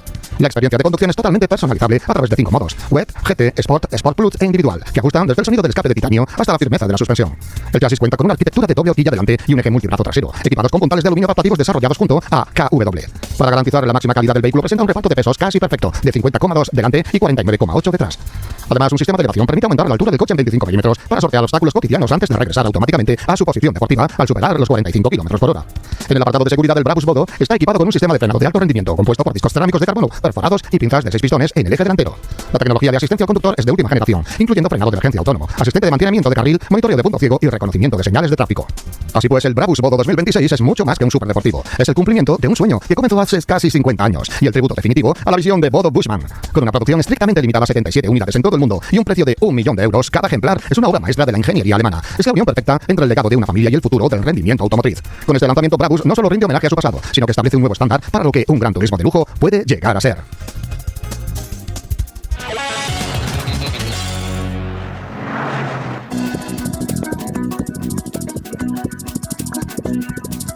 Presentado en el consorcio de Eleganza Vila del Este 2026, el Vision BMW Alpina es un estudio de diseño que anuncia un nuevo capítulo para una marca definida por su capacidad extrema, su sofisticación y el dominio tanto del rendimiento como del confort. El Vision BMW Alpina es una interpretación respetuosa del legado de la marca, moldeada por los instintos creativos más contemporáneos.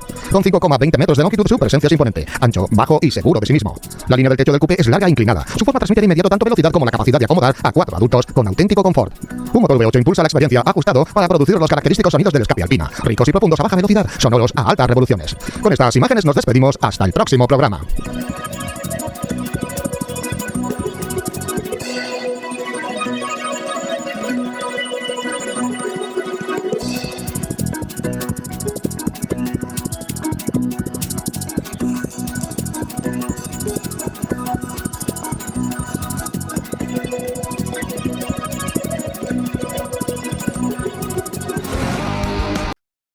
Pues bueno, chiquillos y chiquillas, como decía... Joder, ¿cómo era esta mujer? Ahora no me acuerdo la de las ovejitas. De chiquillos y chiquillas. Bueno. Que os voy a dejar con Los sábados mando yo. Que a ver de qué asesinos nos habla Sonia esta semana. Con la banda. En fin, sin más, a lo mejor esta tarde noche haremos otro light o no, ya veremos. Pues venga, que os guste este último vídeo. Hasta la próxima.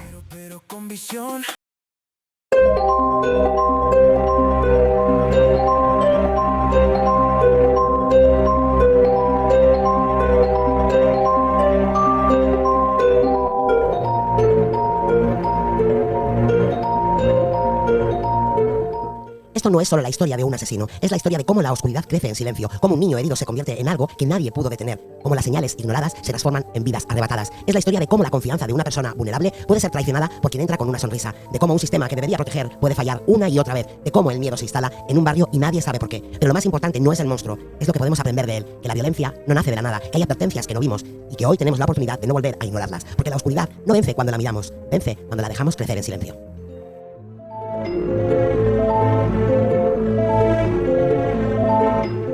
Hoy, en Los sábados, mando yo, Patrick Mackay, el discípulo del diablo.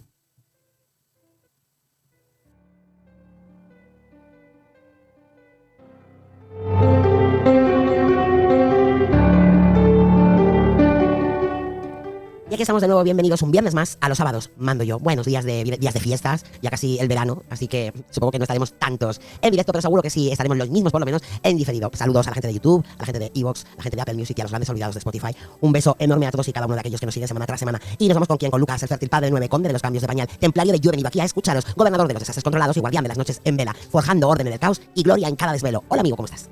Muy buenas noches, ¿qué tal? Pues nada, otro caso más, donde también la ceguera de la burocracia también es bastante presente.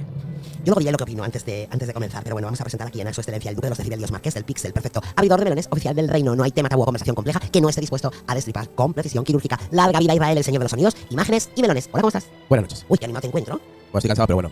No es Apple Music. Perdona, me he confundido, ¿verdad? Es Apple Podcast. Perdón. La gente que deja reseñas 5 estrellas en Apple Podcast, pues gracias. Qué raro, porque yo soy perfecta, raro que me equivoque en algo. Nadie es perfecto. Pero Es que los nombres son tan parecidos que... Claro, pero bueno, él está ahí, porque para eso es el abridor de melones oficial del reino. Bueno. Siempre corrigiendo, ¿me das cuenta, Lucas? ¿No? Bueno, pero es normal. Oye, bueno, sale mi pelo aquí hoy, chico, de verdad.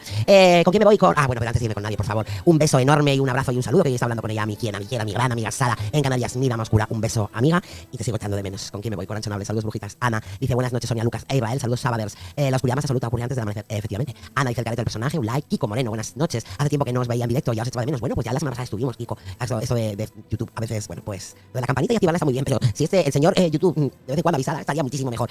Ancho Nable, ¿conoces este caso? La jefa tiene razón, y si no se le da, efectivamente. Ana dice, Sara, hello, guapa. Y por favor, siempre comentar, aunque simplemente sea decir en el episodio, ¿no? Comento, aquí estamos, comentamos. Eso está muy bien, porque el algoritmo empieza a funcionar, empieza a ve mensajitos, y entonces, bueno, pues ahí seguramente que nos recomiende. Mariana dice, hola, por fin, en directo de nuevo. Mariana, si mal no recuerdo, lo voy a mirar, porque no quiero confundirme. Mira, habla un momentito, que voy a mirar una cosa.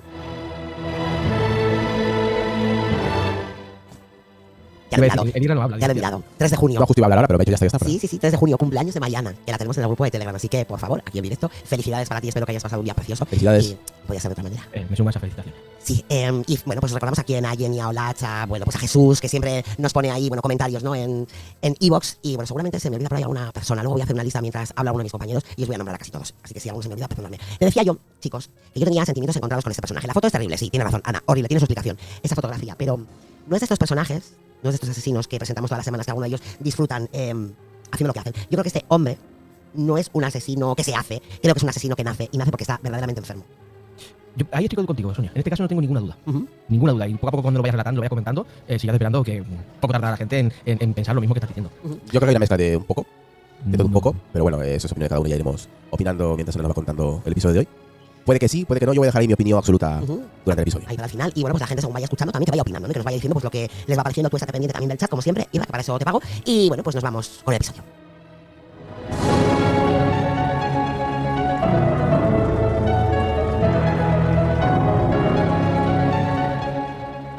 Patrick David Mackay llegó al mundo un 25 de septiembre de 1952 en Dartford, un rincón gris del condado de Kent, donde la niebla parecía quedarse vivir más tiempo del necesario. No fue un nacimiento celebrado con alegría, ni marcado por la calma que suele acompañar a la llegada de un hijo. Desde antes de respirar por primera vez, la violencia ya formaba parte de su historia. En aquella casa, el miedo no era una emoción pasajera, sino una presencia constante, casi tangible, que se colaba entre las paredes como una corriente fría e imposible de detener. Su padre, Harold, no era un hombre fácil de describir, sin que la palabra guerra apareciera tarde o temprano. Había regresado del conflicto en África con algo más que recuerdos. Volvió cargando una oscuridad que no supo dejar atrás. El alcohol fue su refugio, pero también el combustible de su furia. Cada trago parecía avivar un incendio interno que terminaba consumiendo todo a su alrededor. No distinguía entre enemigos y familia. Su esposa y sus hijos se convirtieron en el blanco más cercano, el más vulnerable.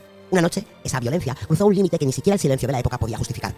Su mujer, embarazada de Patrick, apenas tuvo tiempo de reaccionar. Un arrebato, un golpe seco, una patada lanzada sin control, directo hacia el vientre que protegía una vida aún por formarse. Fue un instante brutal, uno de tantos, pero con una carga simbólica imposible de ignorar. El niño que estaba por nacer ya había sido alcanzado por la violencia, incluso antes de existir plenamente.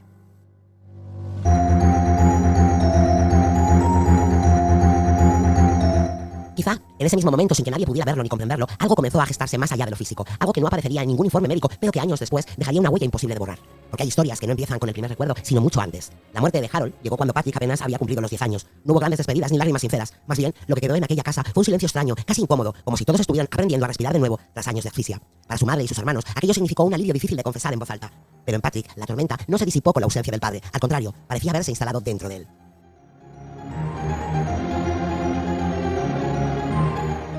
Algo en su carácter ya estaba torcido, marcado por años de miedo y violencia que no desaparecieron con la misma facilidad con la que se cerró el ataúd. Se volvió esquivo, manipulador, incapaz de decir la verdad incluso cuando no era necesario mentir, y poco a poco comenzó a mostrar una crueldad que inquietaba incluso a quienes intentaban no mirar demasiado de cerca. El jardín de su casa se convirtió en su pequeño reino oscuro. Allí pasaba horas enteras, lejos de la vigilancia adulta, entregado a juegos que no tenían nada de inocentes. Los animales del vecindario empezaron a desaparecer o a aparecer mutilados sin explicación. Gatos, conejos, cualquier criatura que tuviera la desgracia de cruzarse en su camino. No era un acto impulsivo ni rápido. Había una frialdad inquietante en la forma en que observaba, tocaba y prolongaba el sufrimiento, como si necesitara entender algo o sentir algo que no encontraba de otra manera. A veces se le podía ver en silencio, con una expresión casi ausente, acariciando el cuerpo inerte de un pájaro muerto, como si aquel contacto le ofreciera una calma extraña, incomprensible para cualquiera que lo observara desde fuera.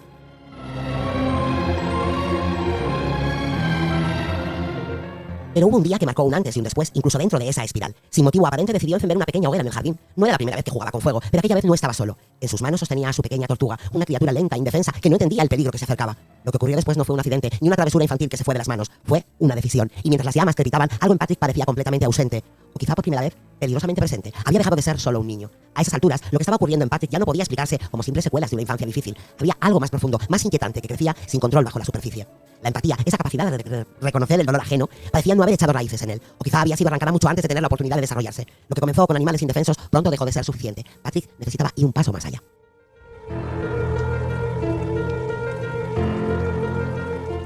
Sus juegos se volvieron más oscuros, más simbólicos. Clavaba alfileres en los ojos de sus propios muñecos, como si practicara, como si ensayara algo que aún no podía nombrar, pero que ya estaba aprendiendo a ejecutar. No era rabia momentánea, era un impulso que se repetía, que se refinaba. El fuego, ese viejo conocido, volvió a aparecer en su vida, pero esta vez con un objetivo distinto.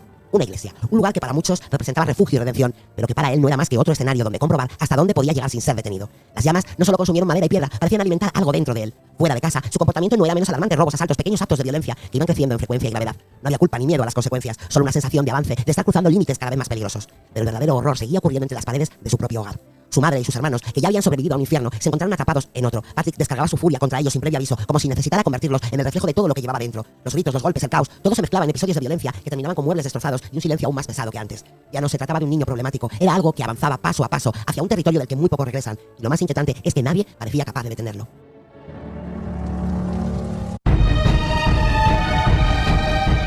La situación terminó por desbordarse. Ya no se trataba de conductas preocupantes que pudieran ignorarse o esconderse puertas adentro. El peligro era evidente, constante y cada vez más difícil de contener. Fue entonces cuando tomaron una decisión que en teoría debía marcar un punto de inflexión. Patrick fue internado en un hospital psiquiátrico con apenas 13 años.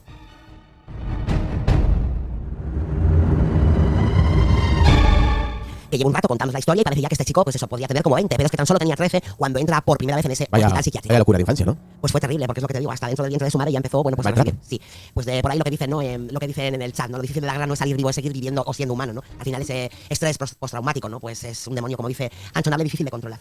Y hemos hablado muchas veces de eso, ¿no? De muchos de los asesinos, estamos hablando del padre, pero de muchos de los asesinos que nos acompañan cada semana, que han sido militares, que han venido de la guerra. Eso te iba a decir, que han sido en su momento militares, que han estado en la guerra muchos de ellos y han tenido siempre ese trauma tras la guerra, ¿no? Sí, el trauma postraumático severo. Un Que estrés es lo que ahora, que para entonces no se conocía, la única ayuda era el alcohol y ya está. Claro, así es. Dice Eva, hola a todos, buenas noches, llega un pelín tarde, pero ya he dado mi like a este caso que desconozco. Un saludo cariñoso para Sara. Gracias, Eva. Bueno, pues ya vemos que con 13 años ingresa por primera vez en este hospital psiquiátrico. Veremos a ver si son capaces de poner remedio o sale peor de lo que entró. Lucas, antes de continuar, que creo que querías decir algo. Ya se me ha ido. Ya está. Algo querías decir, sí, pero no. Pues nada, era algo del hospital, ¿no? Sí, del trauma. Sí, exactamente, de eso del trauma. Que lastimosamente este tipo de cosas sabemos qué pasa, pero que claro, no a todos que vienen de la guerra tienen este tipo de inconvenientes o son así en ese sentido. O de familias que vienen, que lo hemos dicho un montón de veces en todos los casos, que este tipo de familias, hay familias que están peor y mucho más desestructuradas y han pasado penumbras, más agresiones y todo lo demás, y no han tenido este tipo de inconvenientes, no han salido a matar gente ni nada por el estilo. A ver, este chico está claro que no creo que sea por el maltrato que sufrió de su padre. Yo creo que este chico ya venía mal y es lo que os decía, ¿no? No sentimientos encontrados porque al final no le tengo ningún, ¿sabes? No me consigo. A ver, no me da pena porque está donde tiene que estar, pero sí entiendo que es un enfermo. Yo creo, pero bueno, yo sigo adelante con la narración y luego iremos viendo lo que pasa, ¿no? A lo largo de la noche.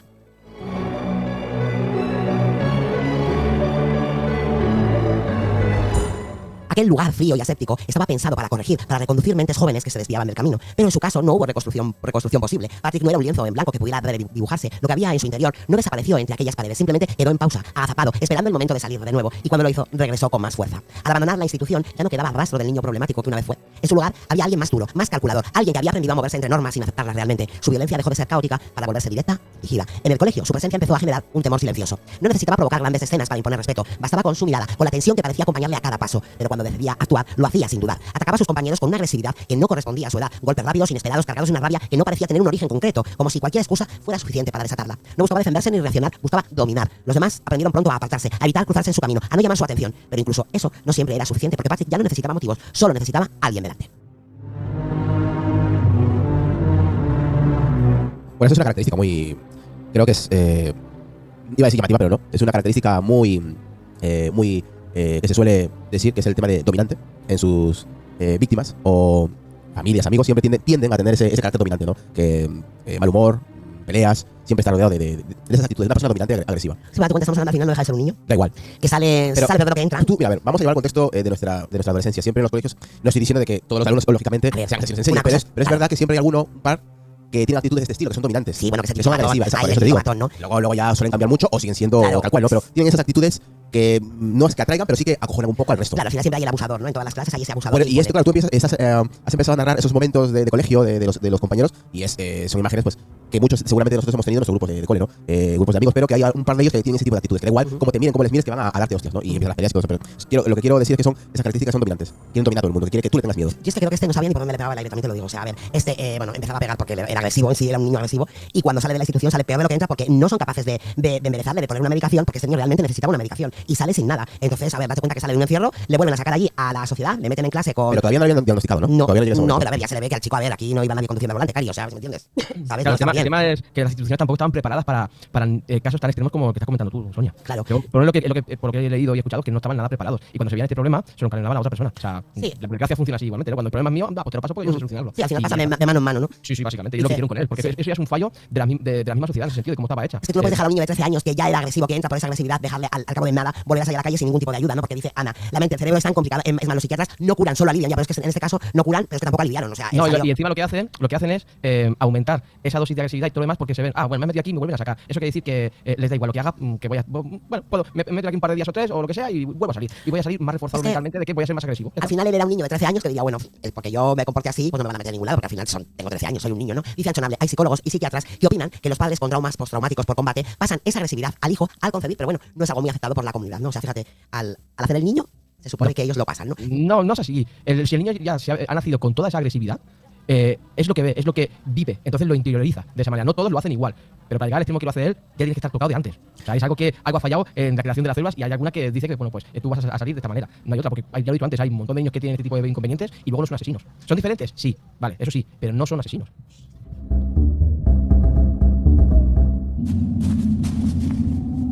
La violencia dejó de ser una amenaza latente para convertirse en un hecho brutal y tangible. Patrick no solo intimidaba, ejecutaba. En más de una ocasión sus ataques fueron tan salvajes que rozaron lo irreversible. A 2 de sus compañeros llegó a estrellarles la cabeza contra el suelo con una frialdad escalofriante, como si el daño causado no tuviera peso alguno. Otro de ellos estuvo a un suspiro de no sobrevivir. No había límites, no había freno. En casa la historia se repetía, pero con un matiz aún más inquietante. Su madre, que ya había sido víctima en el pasado, volvió a convertirse en el centro de su violencia. Esta vez Patrick fue más allá. Sus manos rodearon el cuello de la mujer en un intento claro, directo de apagar su vida. No fue un arrebato pasajero, fue una acción sostenida, decidida, que solo se detuvo porque algo fuera de su control lo interrumpió.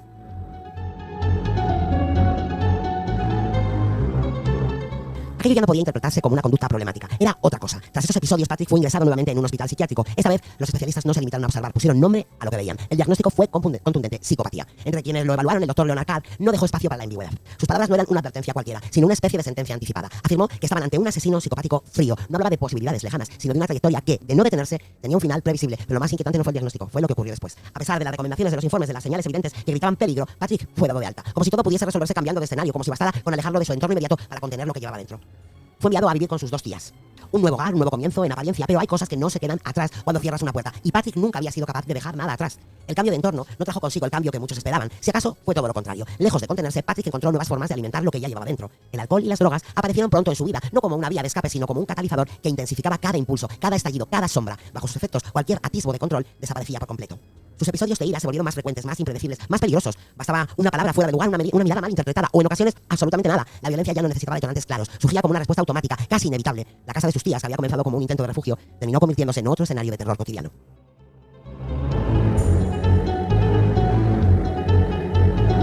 Lo que te decía, Sonia, ¿no ves ese carácter? Yo creo que, mientras vas contando el caso, creo que nos estamos haciendo más...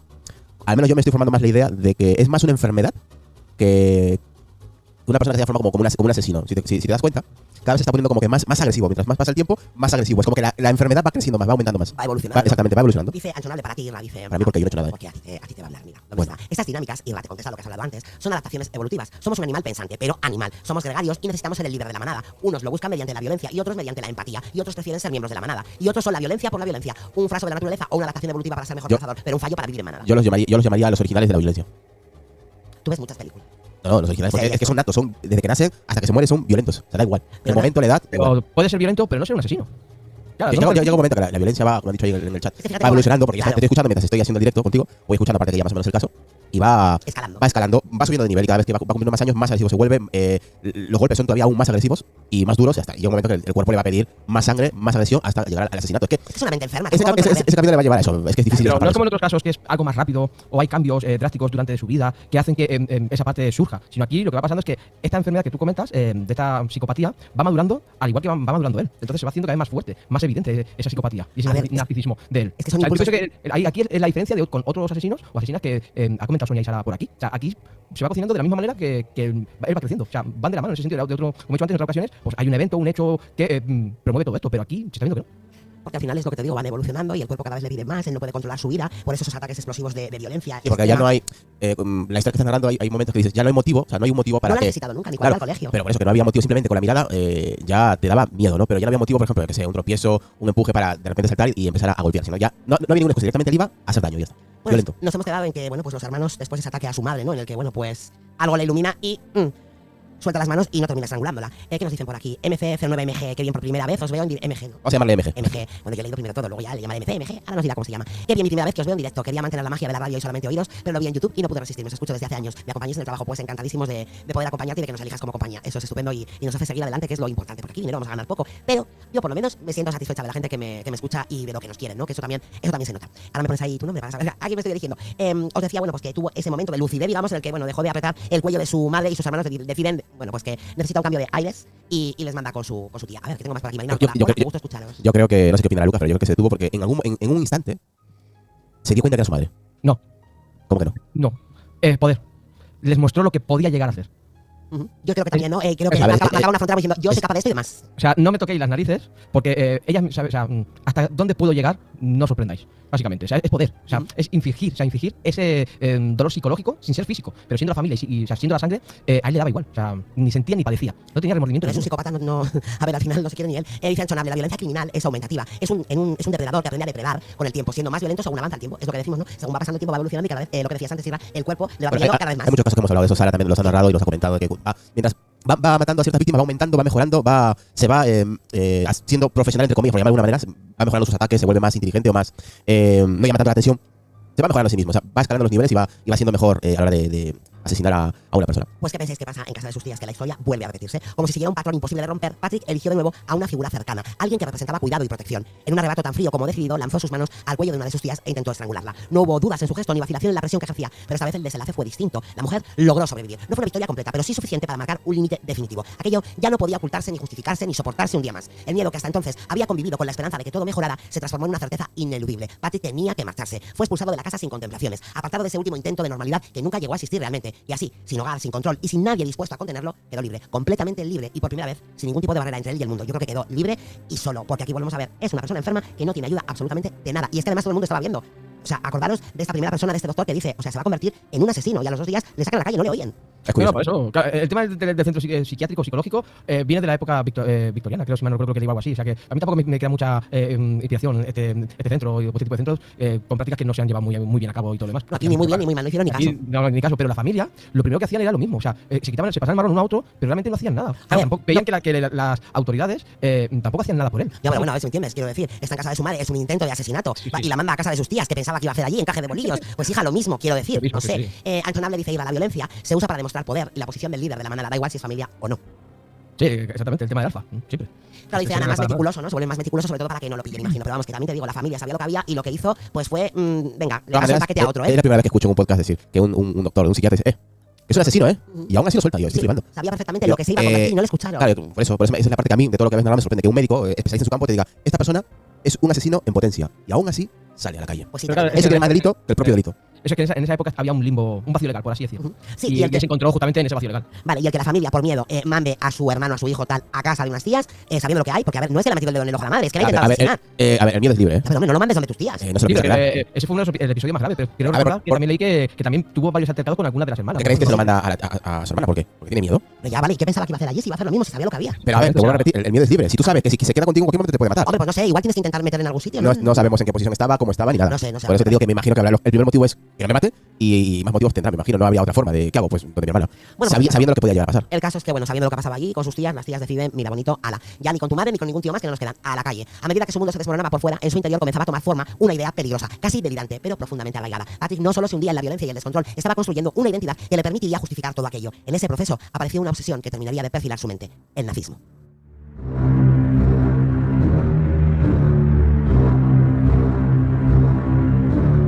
No fue un interés superficial ni pasajero, se convirtió en una fijación absorbente, casi ritual. Patrick empezó a rodearse de símbolos, de imágenes, de fragmentos de una ideología que hablaba de poder, de dominio, de superioridad. Su espacio personal dejó de ser un dormitorio para transformarse en una especie de santuario inquietante, cubierto de fotografías de la Segunda Guerra Mundial, rostros rígidos, marchas banderas, ecos de una época marcada por la destrucción. Coleccionaba objetos, emblemas, cualquier vestigio que lo acercara a ese universo. Pero no se conformaba con observar desde fuera, quería formar parte de él. Había conseguido un uniforme de la SA, las temidas tropas de asalto, y lo ajustaba con una meticulosidad casi obsesiva, como si el vestirlo pudiera transformarse en algo más que un joven errático y violento. Frente al espejo no veía a Patrick Mackay, veía a alguien distinto. Se hacía llamar Franklin Bolbot, el primero, un nombre inventado, grandilocuente, cargado de una autoridad que en la realidad no poseía, pero que en su mente adquiría un peso absoluto. Allí, en ese universo que solo él controlaba, no era una víctima de su pasado ni un marginado sin rumbo, era un líder, un dictador.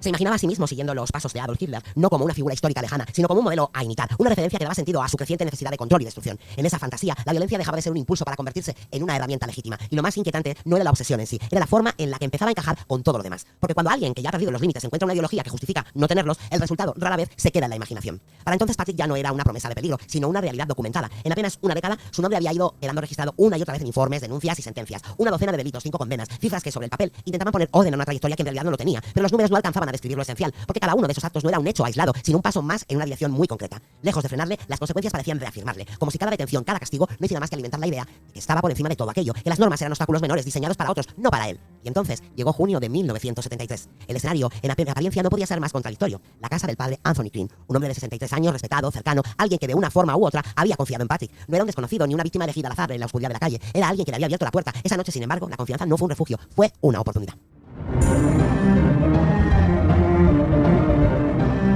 ¿Qué pasó aquí? O sea, y estaba con el tema, ¿no? de este señor, y de repente aparecen los nazis. ¿Qué narices? O sea, ¿en qué momento nos fuimos a los nazis?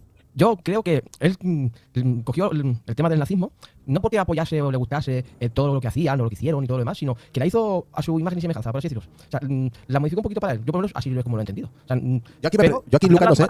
Yo aquí tengo que reconocer que me perdí un poco y que ¿qué narices pinta aquí el nazismo? Pues y hijo, lo que le faltaba al duro, la y peseta. dije, bueno, adiós. Lo que nos faltaba, ¿no? Dije, una raya más al tigre. Pues nada. Así es. Es una forma de tapar o de decir, bueno, es que los nazis son así, yo también soy así, ¿sabes? Asesino, empático, yo qué sé.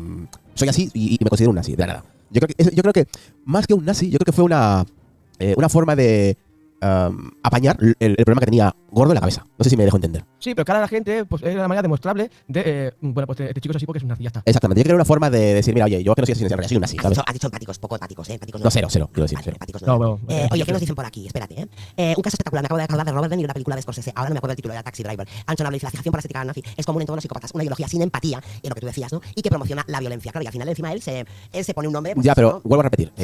Mi punto de vista, no sé, igual estoy equivocado, simplemente es una opinión. Yo creo que el tema nazi, él lo coge o lo agarra para...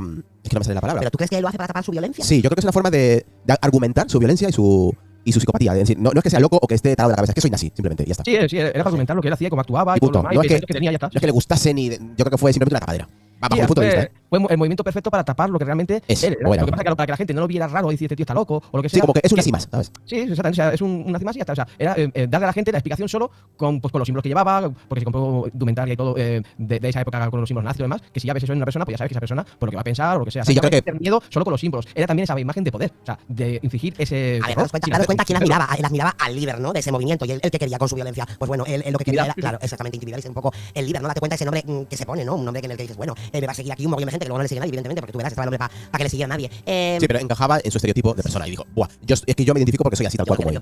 Sí, porque de repente aparece en su vida el tema este y dices, ¿qué narices? O sea, ¿qué ha pasado? Vamos a saludar a Maclovia, dice Los y la saludo con mucho cariño, me encanta su podcast, gracias por su esfuerzo, soy mexicana y vivo en Carolina del Norte, Estados Unidos. Pues muchísimas gracias, Maclovia. Y por cierto, nosotros también tenemos un amigo que vive en Carolina del Norte, nuestro amigo Mistega, también mexicano. Pero para él sí nos escucha. Eso es, también mexicano, por cierto. ¿Qué más? Anchonable, ya lo hemos leído.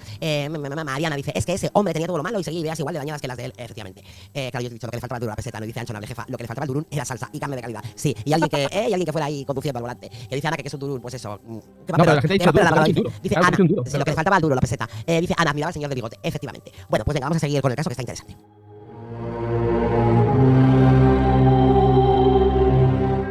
Bueno, se decía que en la casa del padre Anthony, que era un hombre de 63 años, pues no era un desconocido, ¿no? Él era ni una víctima elegida al azar en la oscuridad de la calle, era alguien que le había abierto la puerta y, bueno, pues le había dado su confianza. Patrick cruzó ese umbral con algo más que intenciones confusas o impulsos desordenados. Había en su forma de moverse, de observar, de permanecer en silencio, una determinación distinta, más fría, más definida. El ambiente dentro de la casa era tranquilo, ajeno a la tormenta que acababa de entrar. Nada hacía prever que ese encuentro, que podría haber sido uno más, estaba a punto de convertirse en algo irreversible, porque esta vez Patrick no buscaba intimidar, ni desahogarse, ni probar sus límites. Esta vez parecía dispuesto a cruzarlos definitivamente.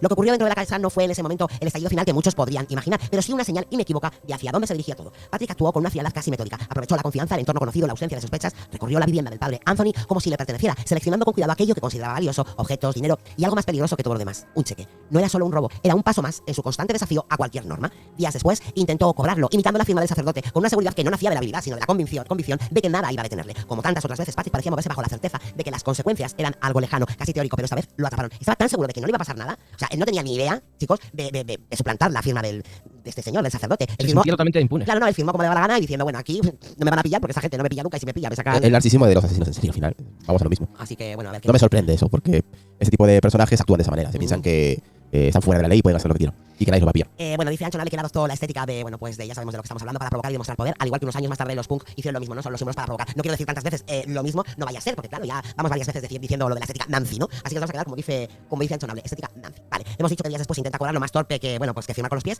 y le detienen como tantas otras veces. Patrick parecía moverse bajo la certeza, pues eso, de que nada le iba a pasar, algo casi teórico, pero esta vez, bueno, pues lo atrapan, que ya era hora. Su detención no fue espectacular ni especialmente compleja. De hecho, tuvo algo de inevitable, como si el sistema por una vez hubiera conseguido alcanzarle. Fue declarado culpable. Los hechos estaban claros y las pruebas también. A ver, le pillan con él en la mano. Y sin embargo, lo que vino después resultó tan desconcertante como inquietante. La sentencia, una simple multa, 50 libras, nada más.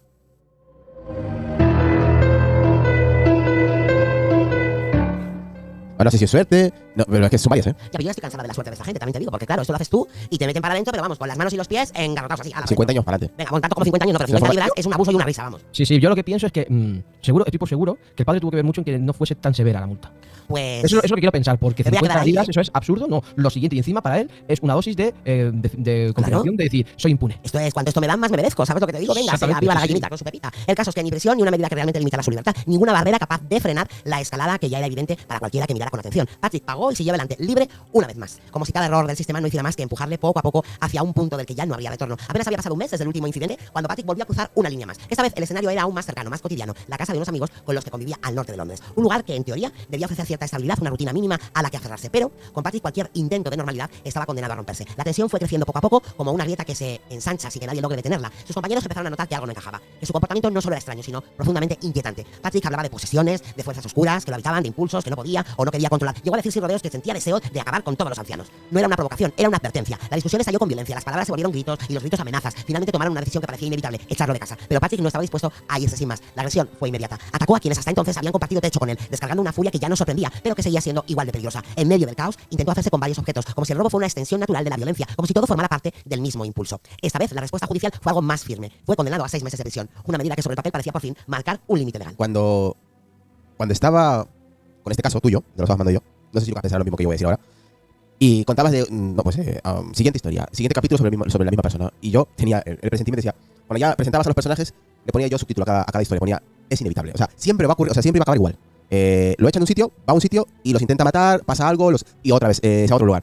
Pasa exactamente lo mismo, otra vez los intenta matar, hay problemas y lo echan, y así. O sea, era inevitable que tenía que ocurrir sí o sí con este personaje. Daba igual. Con qué familia, si eran amigos, si era cura, si era. Da igual. Siempre iba a acabar como hasta acabado, que es pues eso, hasta que lo pillen, pero es inevitable lo que ocurrió.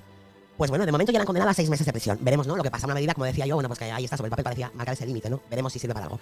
Pero claro, esto no sirve para mucho. ¿Por qué? Porque ni siquiera ocurre como debería de haber ocurrido.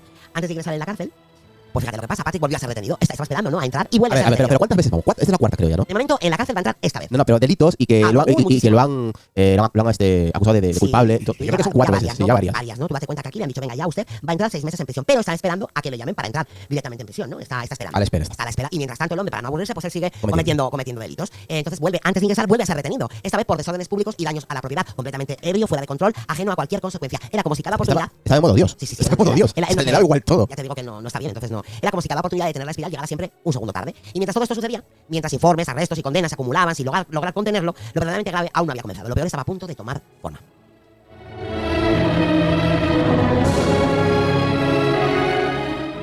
A comienzos de 1974, el barrio de Kensington vivía bajo una inquietud difícil de ignorar. No era un miedo abierto de esos que paralizan, sino algo más sutil, más persistente. Una sensación de que algo no encajaba. Los robos se sucedían con una frecuencia inquietante, golpeando hogares al azar, desordenando rutinas, quebrando la falsa seguridad de quienes creían vivir a salvo. La policía seguía cada pista, pero todas parecían desvanecerse antes de conducir a un responsable claro. Era como si quien estuviera detrás de todo aquello supiera moverse en las sombras, dejando apenas lo suficiente para ser notado, pero nunca alcanzado. Y entonces en febrero todo cambió, porque lo que hasta ese momento había sido delitos contra la propiedad dio un giro irreversible. Isabella Griffin tenía 87 años, viuda, acomodada y acostumbrada a una vida tranquila en la que los días transcurrían sin sobresaltos. Su casa era ordenada, silenciosa, casi detenida en el tiempo, como si el mundo exterior avanzara sin tocarla del todo.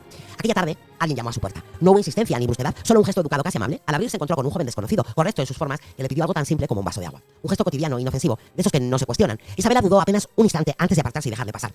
Fue una decisión pequeña, casi automática, pero suficiente para que todo cambiara. Porque al cruzar ese umbral, no solo entró un desconocido, entró algo mucho más oscuro, y esta vez no iba a marcharse sin convertir aquel lugar en una pesadilla. Patrick entró en la cocina con la naturalidad de quien no espera oposición. La anciana, ajena al peligro que tenía a pocos pasos, se giró apenas un instante. Fue suficiente. En un movimiento brutal y repentino, él se lanzó sobre ella y la redujo con una violencia seca y definitiva.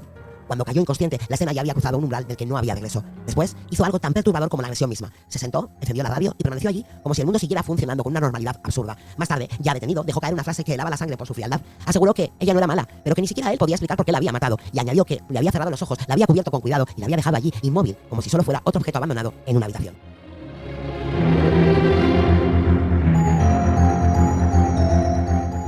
La violencia no se detuvo ahí. Apenas unos días después, el 10 de marzo, Patrick volvió a elegir a una mujer sola, vulnerable, encerrada en la aparente tranquilidad de su hogar. Esta vez se trasladó hasta Kingsbridge, un escenario distinto en la superficie, pero idéntico en el fondo. Otra anciana viuda, otra puerta abierta al error fatal. Se llamaba Abel Price, tenía 89 años y su final repitió el mismo patrón del horror que el de Isabella. Patrick actuó con la misma brutalidad metódica, la estranguló y después la apuñaló, como si una sola forma de destrucción no bastara para satisfacer lo que llevaba dentro. No había en ello rabia desbordada, ni impulso ciego. Había algo peor, una calma inquietante, una frialdad que convertía el crimen en una especie de rito. Y tras la matanza no huyó de inmediato, permaneció un tiempo en la casa, como si el silencio posterior le perteneciera. Luego, en un gesto todavía más perturbador, se quedó dormido en un sillón. Allí, entre los restos de la escena y la quietud de la vivienda, Patrick parecía ajeno a la magnitud de lo ocurrido, como si el horror no le pesara de la misma forma que a cualquier otro ser humano. Pero aquello no era el final, era solo una pausa. 11 días después, la cacería continuaría.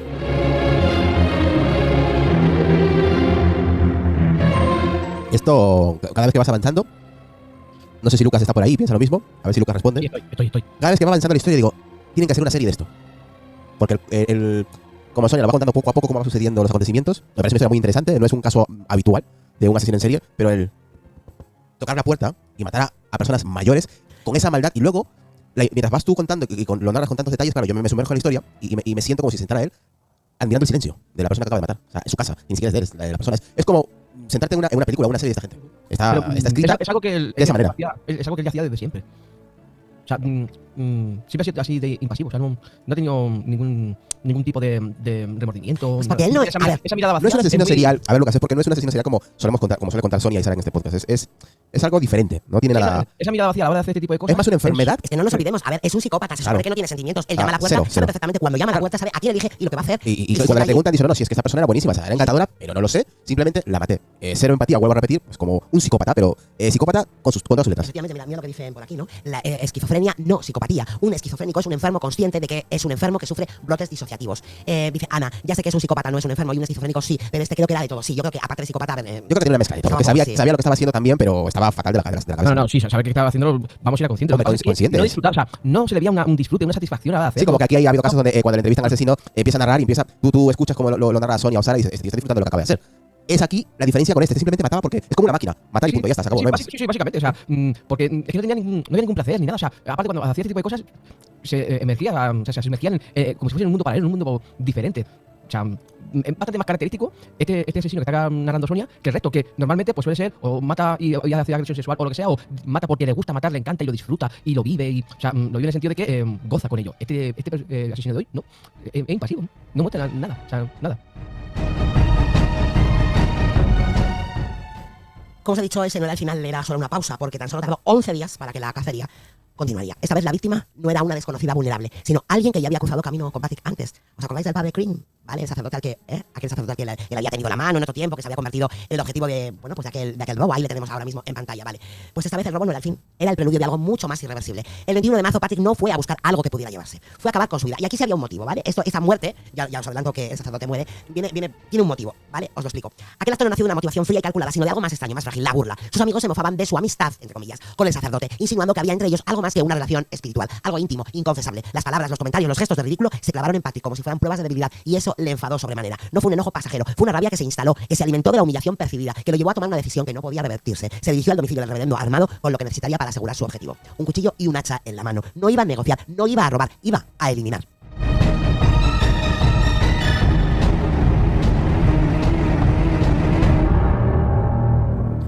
Patrick vio la puerta abierta y entró sin forzarla, como quien cruza un umbral que ya estaba destinado a ser atravesado. Pero el cura, en cuanto lo reconoció con el arma en la mano, intentó huir. No necesitaba entender nada para comprender que allí había peligro real inminente. Patrick lo alcanzó rápido. El forcejeo fue violento, desordenado, desesperado. No hubo oportunidad para que la defensa se convirtiera en algo más que gestos inútiles. En medio de la lucha, el desenlace se impuso con brutalidad absoluta. El padre Green murió y Patrick no se detuvo con el primer golpe. Le asestó varias puñaladas, como si quisiera asegurarse de que no quedara ni rastro de vida. Pero aún así no bastó. Necesitó ir más lejos, más allá, más profundo. Lo remató a hachazos, golpes secos y contundentes que dejaron la violencia en su forma más cruda. Algunos de ellos fueron tan fuertes que lograron cercenar el cráneo de la víctima. No fue un acto de defensa, no fue un arrebato repentino. Fue la ejecución de alguien que había decidido con total conciencia que la vida de otro ya no tenía valor. Y mientras el silencio volvía a la casa, Patrick se quedó allí, con el arma en la mano y el cuerpo sin vida a sus pies, como si nada hubiera cambiado, como si nada hubiera terminado, porque en realidad aún no había terminado nada.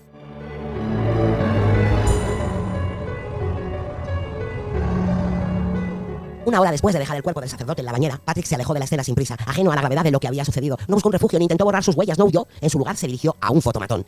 La secuencia fotográfica se quedó grabada en aquel pequeño cubículo, sigue poniendo el vello de punta décadas después. En las imágenes, Patrick aparece con una expresión que desafía cualquier intento de normalidad, mordiendo y engullendo con fiereza un trozo de pollo, como si la comida fuera otra forma de violencia, como si alimentarse fuera también un acto de dominación. Y en medio de todo eso, mira la cámara. Sus ojos están desorbitados, fijos, como si atravesaran la lente y al mismo tiempo. Y el tiempo mismo. No hay en ellos rastro de culpa, ni de miedo, ni siquiera de cansancio, solo una mirada vacía, pero cargada de algo mucho más difícil de definir. Aquel hombre, conocido más tarde como la bestia de Belgravia, aparecía en esas fotos como un espejo distorsionado de lo que había sucedido un rato antes. La normalidad de la escena, un fotomatón, un bocado de comida, choca de frente con la brutalidad del crimen fresco, como si el mundo siguiera funcionando mientras él había decidido romperlo por dentro. Y lo más inquietante no es lo que se ve, es lo que no se dice, porque en aquellas imágenes Patrick no parece un hombre que ha acabado con una vida, parece alguien que acaba de empezar algo. El descubrimiento del cuerpo del sacerdote disparó todas las alarmas. La investigación se centró enseguida en las posibles motivaciones. ¿Tenía el padre King enemigos? ¿Podría tratarse de una venganza? Las preguntas volaban en la sala de policía, pero la respuesta no tardó en aparecer, como si hubiera estado esperando escondida entre los archivos. Uno de los agentes recordó el asalto ocurrido el año anterior.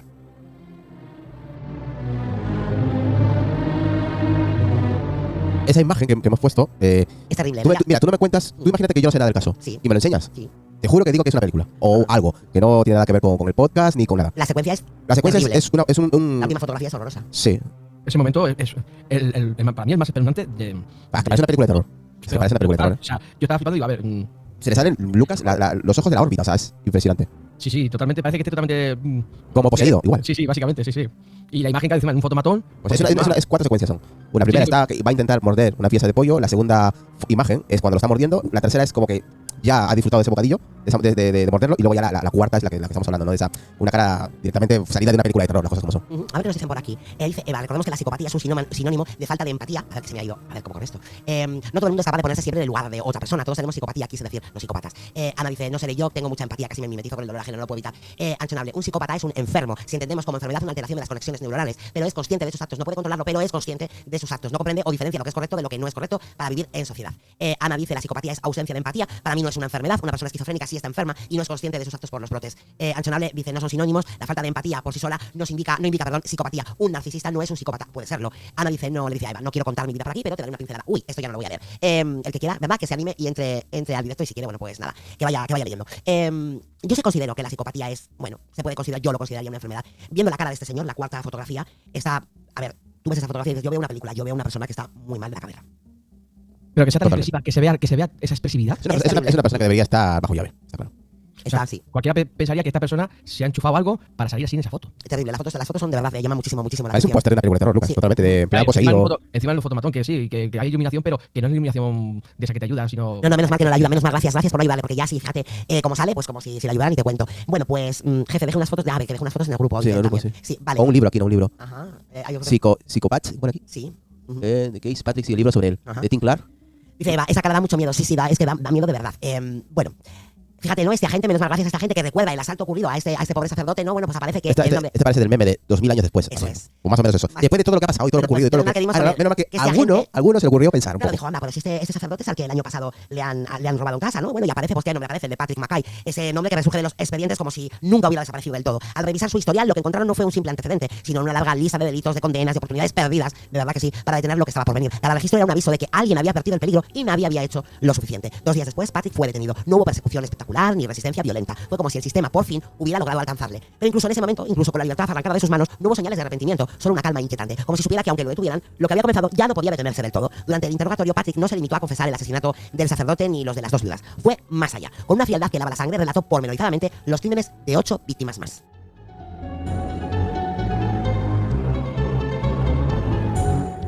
No hubo vacilación en sus palabras ni remordimiento en su tono. Habló como quien escribe hechos ordinarios, como si cada muerte fuera un capítulo más de una historia que ya había escrito tantas veces en su mente. Cada confesión caía sobre la sala como una piedra pesada. Cada detalle era un nuevo testimonio de que tras las puertas cerradas, tras los silencios de aquellos barrios, se ocultaba una cadena de violencia mucho más larga y aterradora de lo que cualquiera había imaginado. Y lo más inquietante no era la cantidad de víctimas, era la forma en que Patrick las mencionaba, como si no fueran personas, como si fueran solo números, como si la vida de otro no tuviera peso alguno frente a lo que él necesitaba sentir. En ese momento, la magnitud de lo que había ocurrido se hizo evidente. No era un asesino ocasional, era algo mucho más oscuro, algo que había estado creciendo en silencio, sin que nadie lograra detenerlo a tiempo. Patrick afirmó haber cometido una masacre real, una sucesión de crímenes que no respondía a un patrón único, sino a una necesidad constante de violencia sin límites.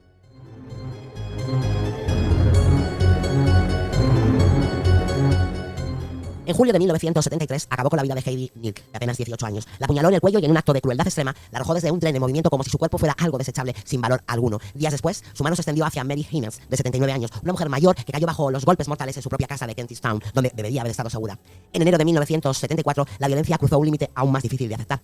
Stephanie Brighton y su nieto Christopher Martin, de solo 4 años, fueron asesinados. Un niño, un futuro cortado de raíz, podría haber sido cualquier nieto, cualquier hijo, pero no fue así. Posteriormente mató a un hombre sin hogar en Hungerford Brights, alguien invisible para la mayoría, cuya muerte apenas dejaría huella en el mundo exterior.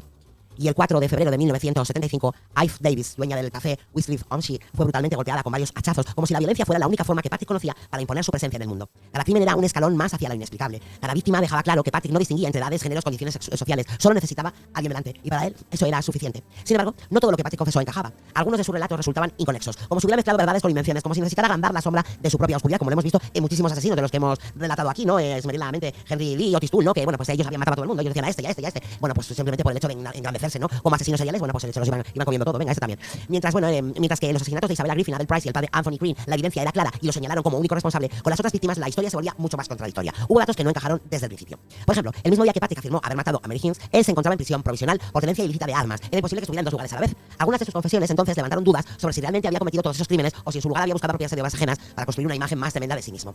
Quizás entre la verdad y la mentira había algo más inquietante, la necesidad de ser reconocido como el monstruo que en el fondo siempre creyó que era. Entonces surgió una pregunta que no podía ignorarse. ¿Hasta qué punto Patrick pudo escapar de la prisión provisional y volver a entrar sin ser visto? Era posible, sí, pero la duda permanecía, como una grieta en la seguridad de los hechos. ¿Había aprovechado brechas en el sistema? ¿O había exagerado incluso inventando parte de su propia historia para parecer más peligroso, más impredecible, más grande de lo que realmente era? Lo cierto es que con el tiempo, él mismo se retractó de algunas de esas confesiones. No fue por arrepentimiento.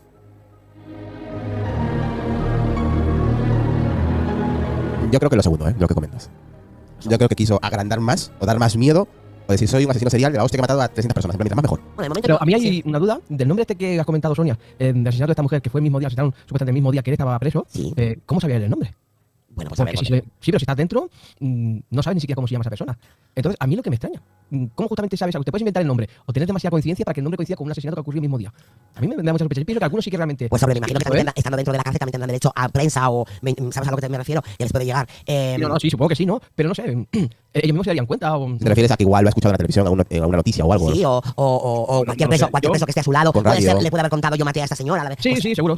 Pero claro, como fue justamente el mismo día, dices, hostia, vale, sí. Aparte que la clave, Lucas, pero... Aparte que la clave también de lo que comentas es que luego él se retractó de varias cosas, de varios crímenes. Algunos sí. Entonces puede ser que algunos se haya inventado y ya está, sin más. Yo pienso que algunos sí que serían ciertos, pero a lo mejor dijo día diferente o lo que fuese. Y otros sí que, obviamente, sí que se inventaría datos o lo que fuese. Porque era más, sobre todo, era tener ese control que a él le gustaba tener.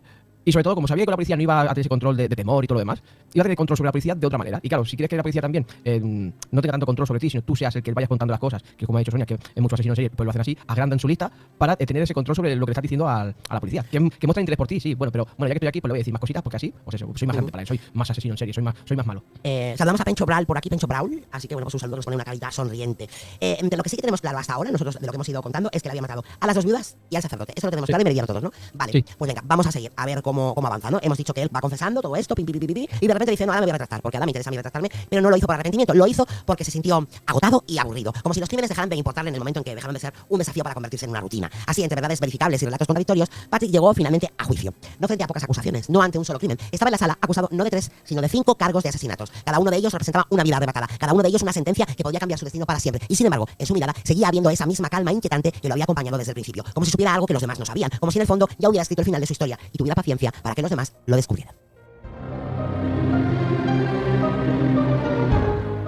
Ese noviembre de 1975, los psiquiatras y psicólogos que evaluaron a Patrick llegaron a una conclusión incómoda y clara. No había ni rastro de remordimiento ni de arrepentimiento por lo que había hecho a sus víctimas. Lo que sí había era frustración, pero no por las vidas que había arrancado, sino por cómo el sistema le había afectado a él, por las restricciones, por la pérdida de libertad y por la imposibilidad de seguir actuando como antes. Patrick afirmó no ser un psicópata, dijo no haber obtenido placer matando, pero las evaluaciones decían lo contrario. En sus respuestas, en su forma de relatar los hechos, en la distancia emocional con la que hablaba de muertes atroces, quedaba patente que había algo ausente: la empatía, la culpa, cualquier atisbo de humanidad que normalmente separa a las personas de lo que él había hecho. Y en medio de todo, hubo una frase que dejó helados a los detectives que lo interrogaron. Siempre llevo 2 cuchillos para protegerme. Ya saben que hay mucha gente violenta en estos días, dijo medio bromeando. No hubo en sus labios un gesto de arrepentimiento ni un segundo de silencio incómodo. Solo una sonrisa casi imperceptible, como si estuviera compartiendo un chiste, no una excusa para armas letales. Como si la violencia fuera algo corriente, aceptable, incluso necesario. Y en ese momento todos entendieron que no estaban ante un hombre que se había equivocado. Estaban ante alguien que había elegido una y otra vez el camino más oscuro. Y lo peor no era lo que había hecho, era que no parecía dispuesto a cambiar.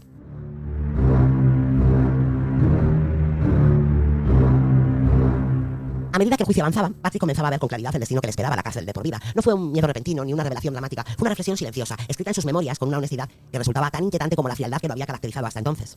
Mi vida fue en vano, escribió. Ahora me doy cuenta de que es un desperdicio pudrirse para siempre. Algo terrible tuvo que pasar para revelar el desastre en decadencia, y ha sido mi vida desde 1962. No había en sus palabras súplica, no había rastro de gracia, solo una constatación fría, como si por fin viera su propia historia desde fuera, como si fuera un libro que alguien más hubiera escrito y que la pena reconociera. Y sin embargo, incluso en ese momento, incluso ante la inminencia de la condena, algo en su interior permanecía intacto. La falta de empatía, la ausencia de culpa, la certeza de que aunque su vida hubiera sido un desastre, no era él quien había fallado, era el mundo el que no había entendido su naturaleza. Y en el fondo, quizá aún creía que algo de todo eso podía cambiar, pero ya era demasiado tarde. El juicio tocaba a su fin y la sentencia se acercaba como una sombra que ya no podía evitarse. Finalmente, el tribunal declaró culpable al discípulo del diablo de 3 homicidios involuntarios, aceptando el atenuante de responsabilidad disminuida. No fue una absolución completa.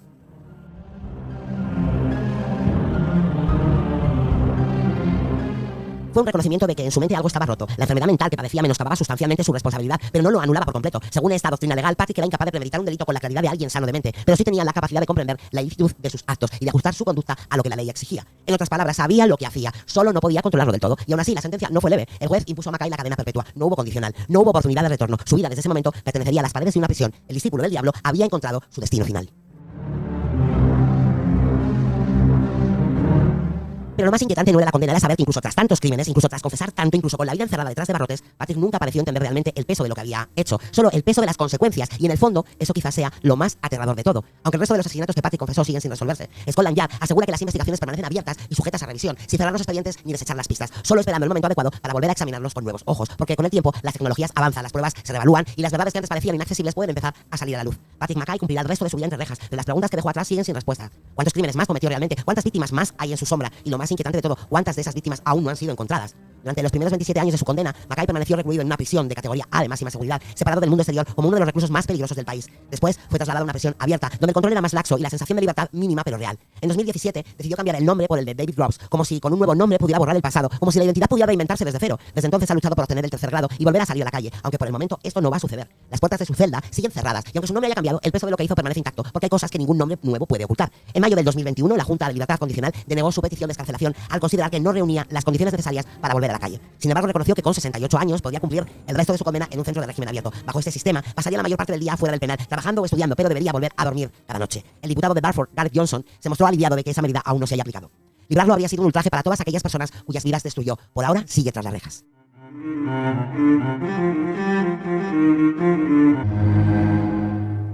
Los años han pasado, su cabello ha encanecido, pero el peso de sus actos no ha disminuido, porque hay vidas que no se pueden devolver, hay heridas que el tiempo no cura, y hay crímenes que nunca dejan de perseguir a quien los cometió, sin importar cuántos nombres use ni cuántas puertas intente abrir.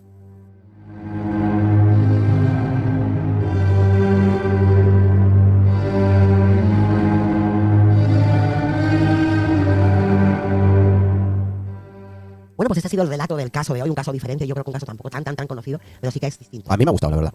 Te he dicho que... No digas que te gusta. Es una forma que está bien, que está muy entretenido, que es más, lo he dicho. Ana opina lo mismo que tú. Que deberían de hacer hasta una serie, ¿eh? Una serie de, yo qué sé, 3 temporadas, por ejemplo. Tanta hace falta con sí, una, sí. Una que haga de 7 capítulos está bien. Igual no te preocupes, pronto seguro que verás una en Netflix y llama igual. La verdad que tampoco no me he parado yo a mirar, ¿verdad? Si hay película o hay series sobre esto. Yo iré poniendo ahí mientras que vais, pero... Probablemente seguro que haya, seguro. Habrá seguramente un documental y eso, pero lo iré poniendo en el chat seguramente. Así que mientras que vais opinando y acabando... Pues sí, la verdad es que, pues eso, interesante, ¿no? Por ahí dice Eva, pues yo escucho este tipo de programas para tratar de entender por qué hay personas que hacen esas barbaridades. Bueno, ellas dos han tenido ahí un debate entre Ana y Eva y han estado ahí en el chat. Pero entender no se puede entender a no ser que tengas una mente algo similar. Si no, no se va a poder entender. Tratar de entender que ya es diferente. Yo creo que aunque tratemos de entender, nunca vamos a entender de todo. Gracias, no sé quién, que no les vamos a entender, porque si no seríamos un poquito igual que ellos. Lucas, estaríamos entonces a favor de ellos. Claro, a mí por eso cuando hace poco en el trabajo, ¿no? Decía una persona, a mí es que mi asesino favorito, digo, de verdad no digas eso, no tenemos asesinos favoritos. O sea, no se puede tener un asesino favorito. ¿Sabes? Suena muy raro. No, eso no está bien. A ver, sí, suena raro, sí. No está bien dicho. Me ha gustado mucho el caso, vale, no te ha gustado mucho el caso. El caso te ha parecido interesante, pues por bueno, la gente no se entiende, ¿no? Porque Ana dice, a mí me ha gustado. A ver, hay casos que nos gustan o no nos gustan, más o menos, ¿no? Bueno, este me ha parecido diferente. En fin, Lucas, pues lo que quieras decir, tus redes sociales y dónde te pueden escuchar. No, decir poco. La verdad es que sí que es un caso un poco diferente a lo que suelen ser los casos que estáis narrando tú y Sara. Y eso me ha gustado, entre muchísimas comillas, pero bueno, suena bastante interesante el caso por esa diferencia de un poco atípico en según qué aspectos, en el resto pues similar al del resto de relatos que habéis comentado a lo largo de todos estos episodios. Mira, por ahí está dejando ir en el chat, ¿no? Episodios que ha ido encontrando. Sí, un hilo estoy poniendo ahora. Vale, pues de criminólogos, de series, pues que ha ido encontrando, va encontrando, y ahí, documentales en inglés. Y bueno, pues por si alguien está interesado en el chat, los puede encontrar. Lucas, lo dicho, redes sociales y podcast. Pues nada, a mí en Twitter me pueden encontrar como @dracotech85. Ahí verán los podcasts que hago, participo, las mierdas que digo, pues eso, cuando las digo.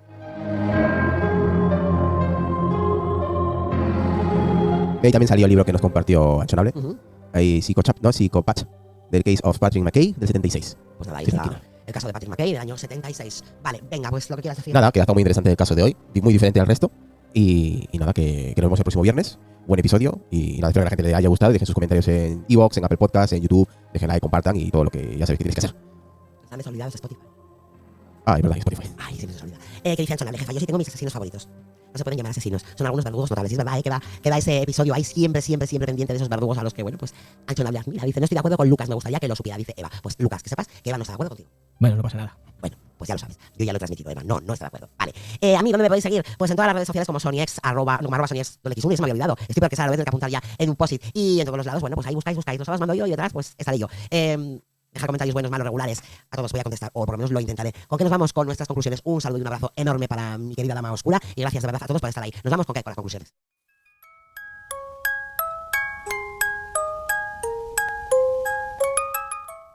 Hoy no hablamos de monstruos, hablamos de lo que ocurre cuando un niño nace en la oscuridad y nadie lo ve, cuando un padre golpea, cuando un hogar se rompe y la crueldad se ensaña antes de que se aprenda a hablar. Patrick Mackay no nació asesino, se convirtió en uno, y eso es lo que debemos temer, no al hombre, sino al camino que lo hizo posible. Detrás de cada uno de sus crímenes hay una verdad más grande. La violencia no es un accidente, es un eco, es el sonido de algo que no se curó, no se vio, no se detuvo a tiempo. Las víctimas de Patrick no fueron solo números, fueron madres, hijos, ancianos, personas que confiaron en que el mundo era seguro y él les mostró que no lo era. Pero hoy nosotros podemos mostrar lo contrario, podemos mostrar que la justicia no se olvida, que las vidas arrebatadas no se borran, que el nombre de un asesino no será lo que defina esta historia, serán las voces de quienes fueron silenciados, será la memoria de quienes no pudieron volver, será el compromiso de que desde hoy nadie más será ignorado. Si aprendemos algo de Patrick Mackay es esto: la oscuridad no vence cuando la miramos, la oscuridad vence cuando dejamos que crezca en silencio. Hoy no nos levantamos para aplaudir al miedo, nos levantamos para recordarnos que hay personas que aún luchan, que hay vidas que aún valen, que hay justicia que aún existe. Me llamo Sonia y los sábados mando yo.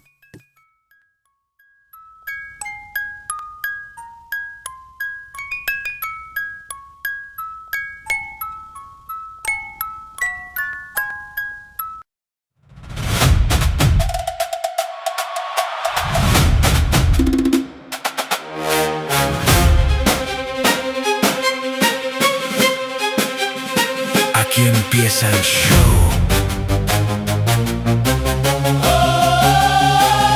¡Prepárate!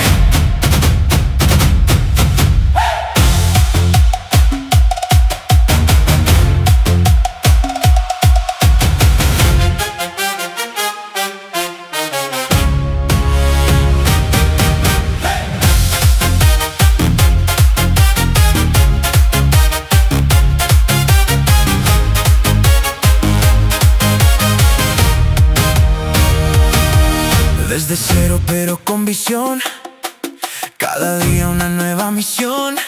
Charlas, risas, lo que surja hoy, improvisando aquí mando yo. Luces, cámara, conexión, momentos reales sin guión. Si te quedas no hay decepción, esto es puro entretenimiento en acción. Sube el ritmo, siente la vibra, esto apenas empieza ahora. Bienvenido al directo, donde todo puede pasar. Juegos, risas y momentos que no vas a olvidar. Quédate un rato más, que esto se va a descontrolar. Con el cojo geek en la pantalla. La noche acaba de empezar.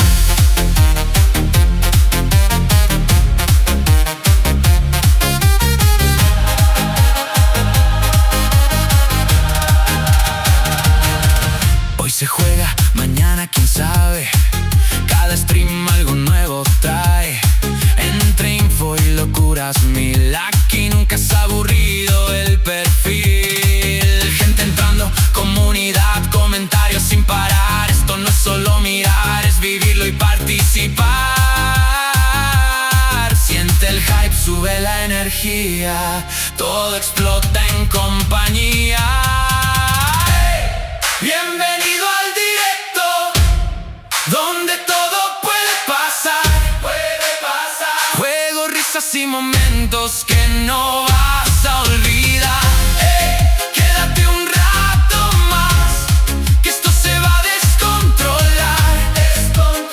Con el cojo geek en la pantalla. La noche acaba de empezar. Un lugar para desconectar, donde puedes simplemente estar. Risas, locura y realidad, esta es nuestra comunidad.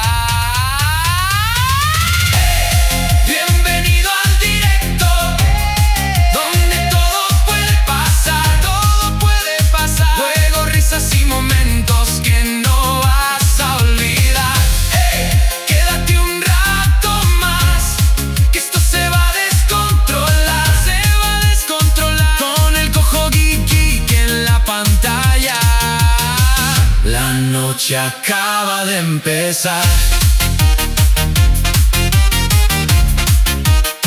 Aquí hago lives de lo que me apetezca cada día. Ven y pásalo bien.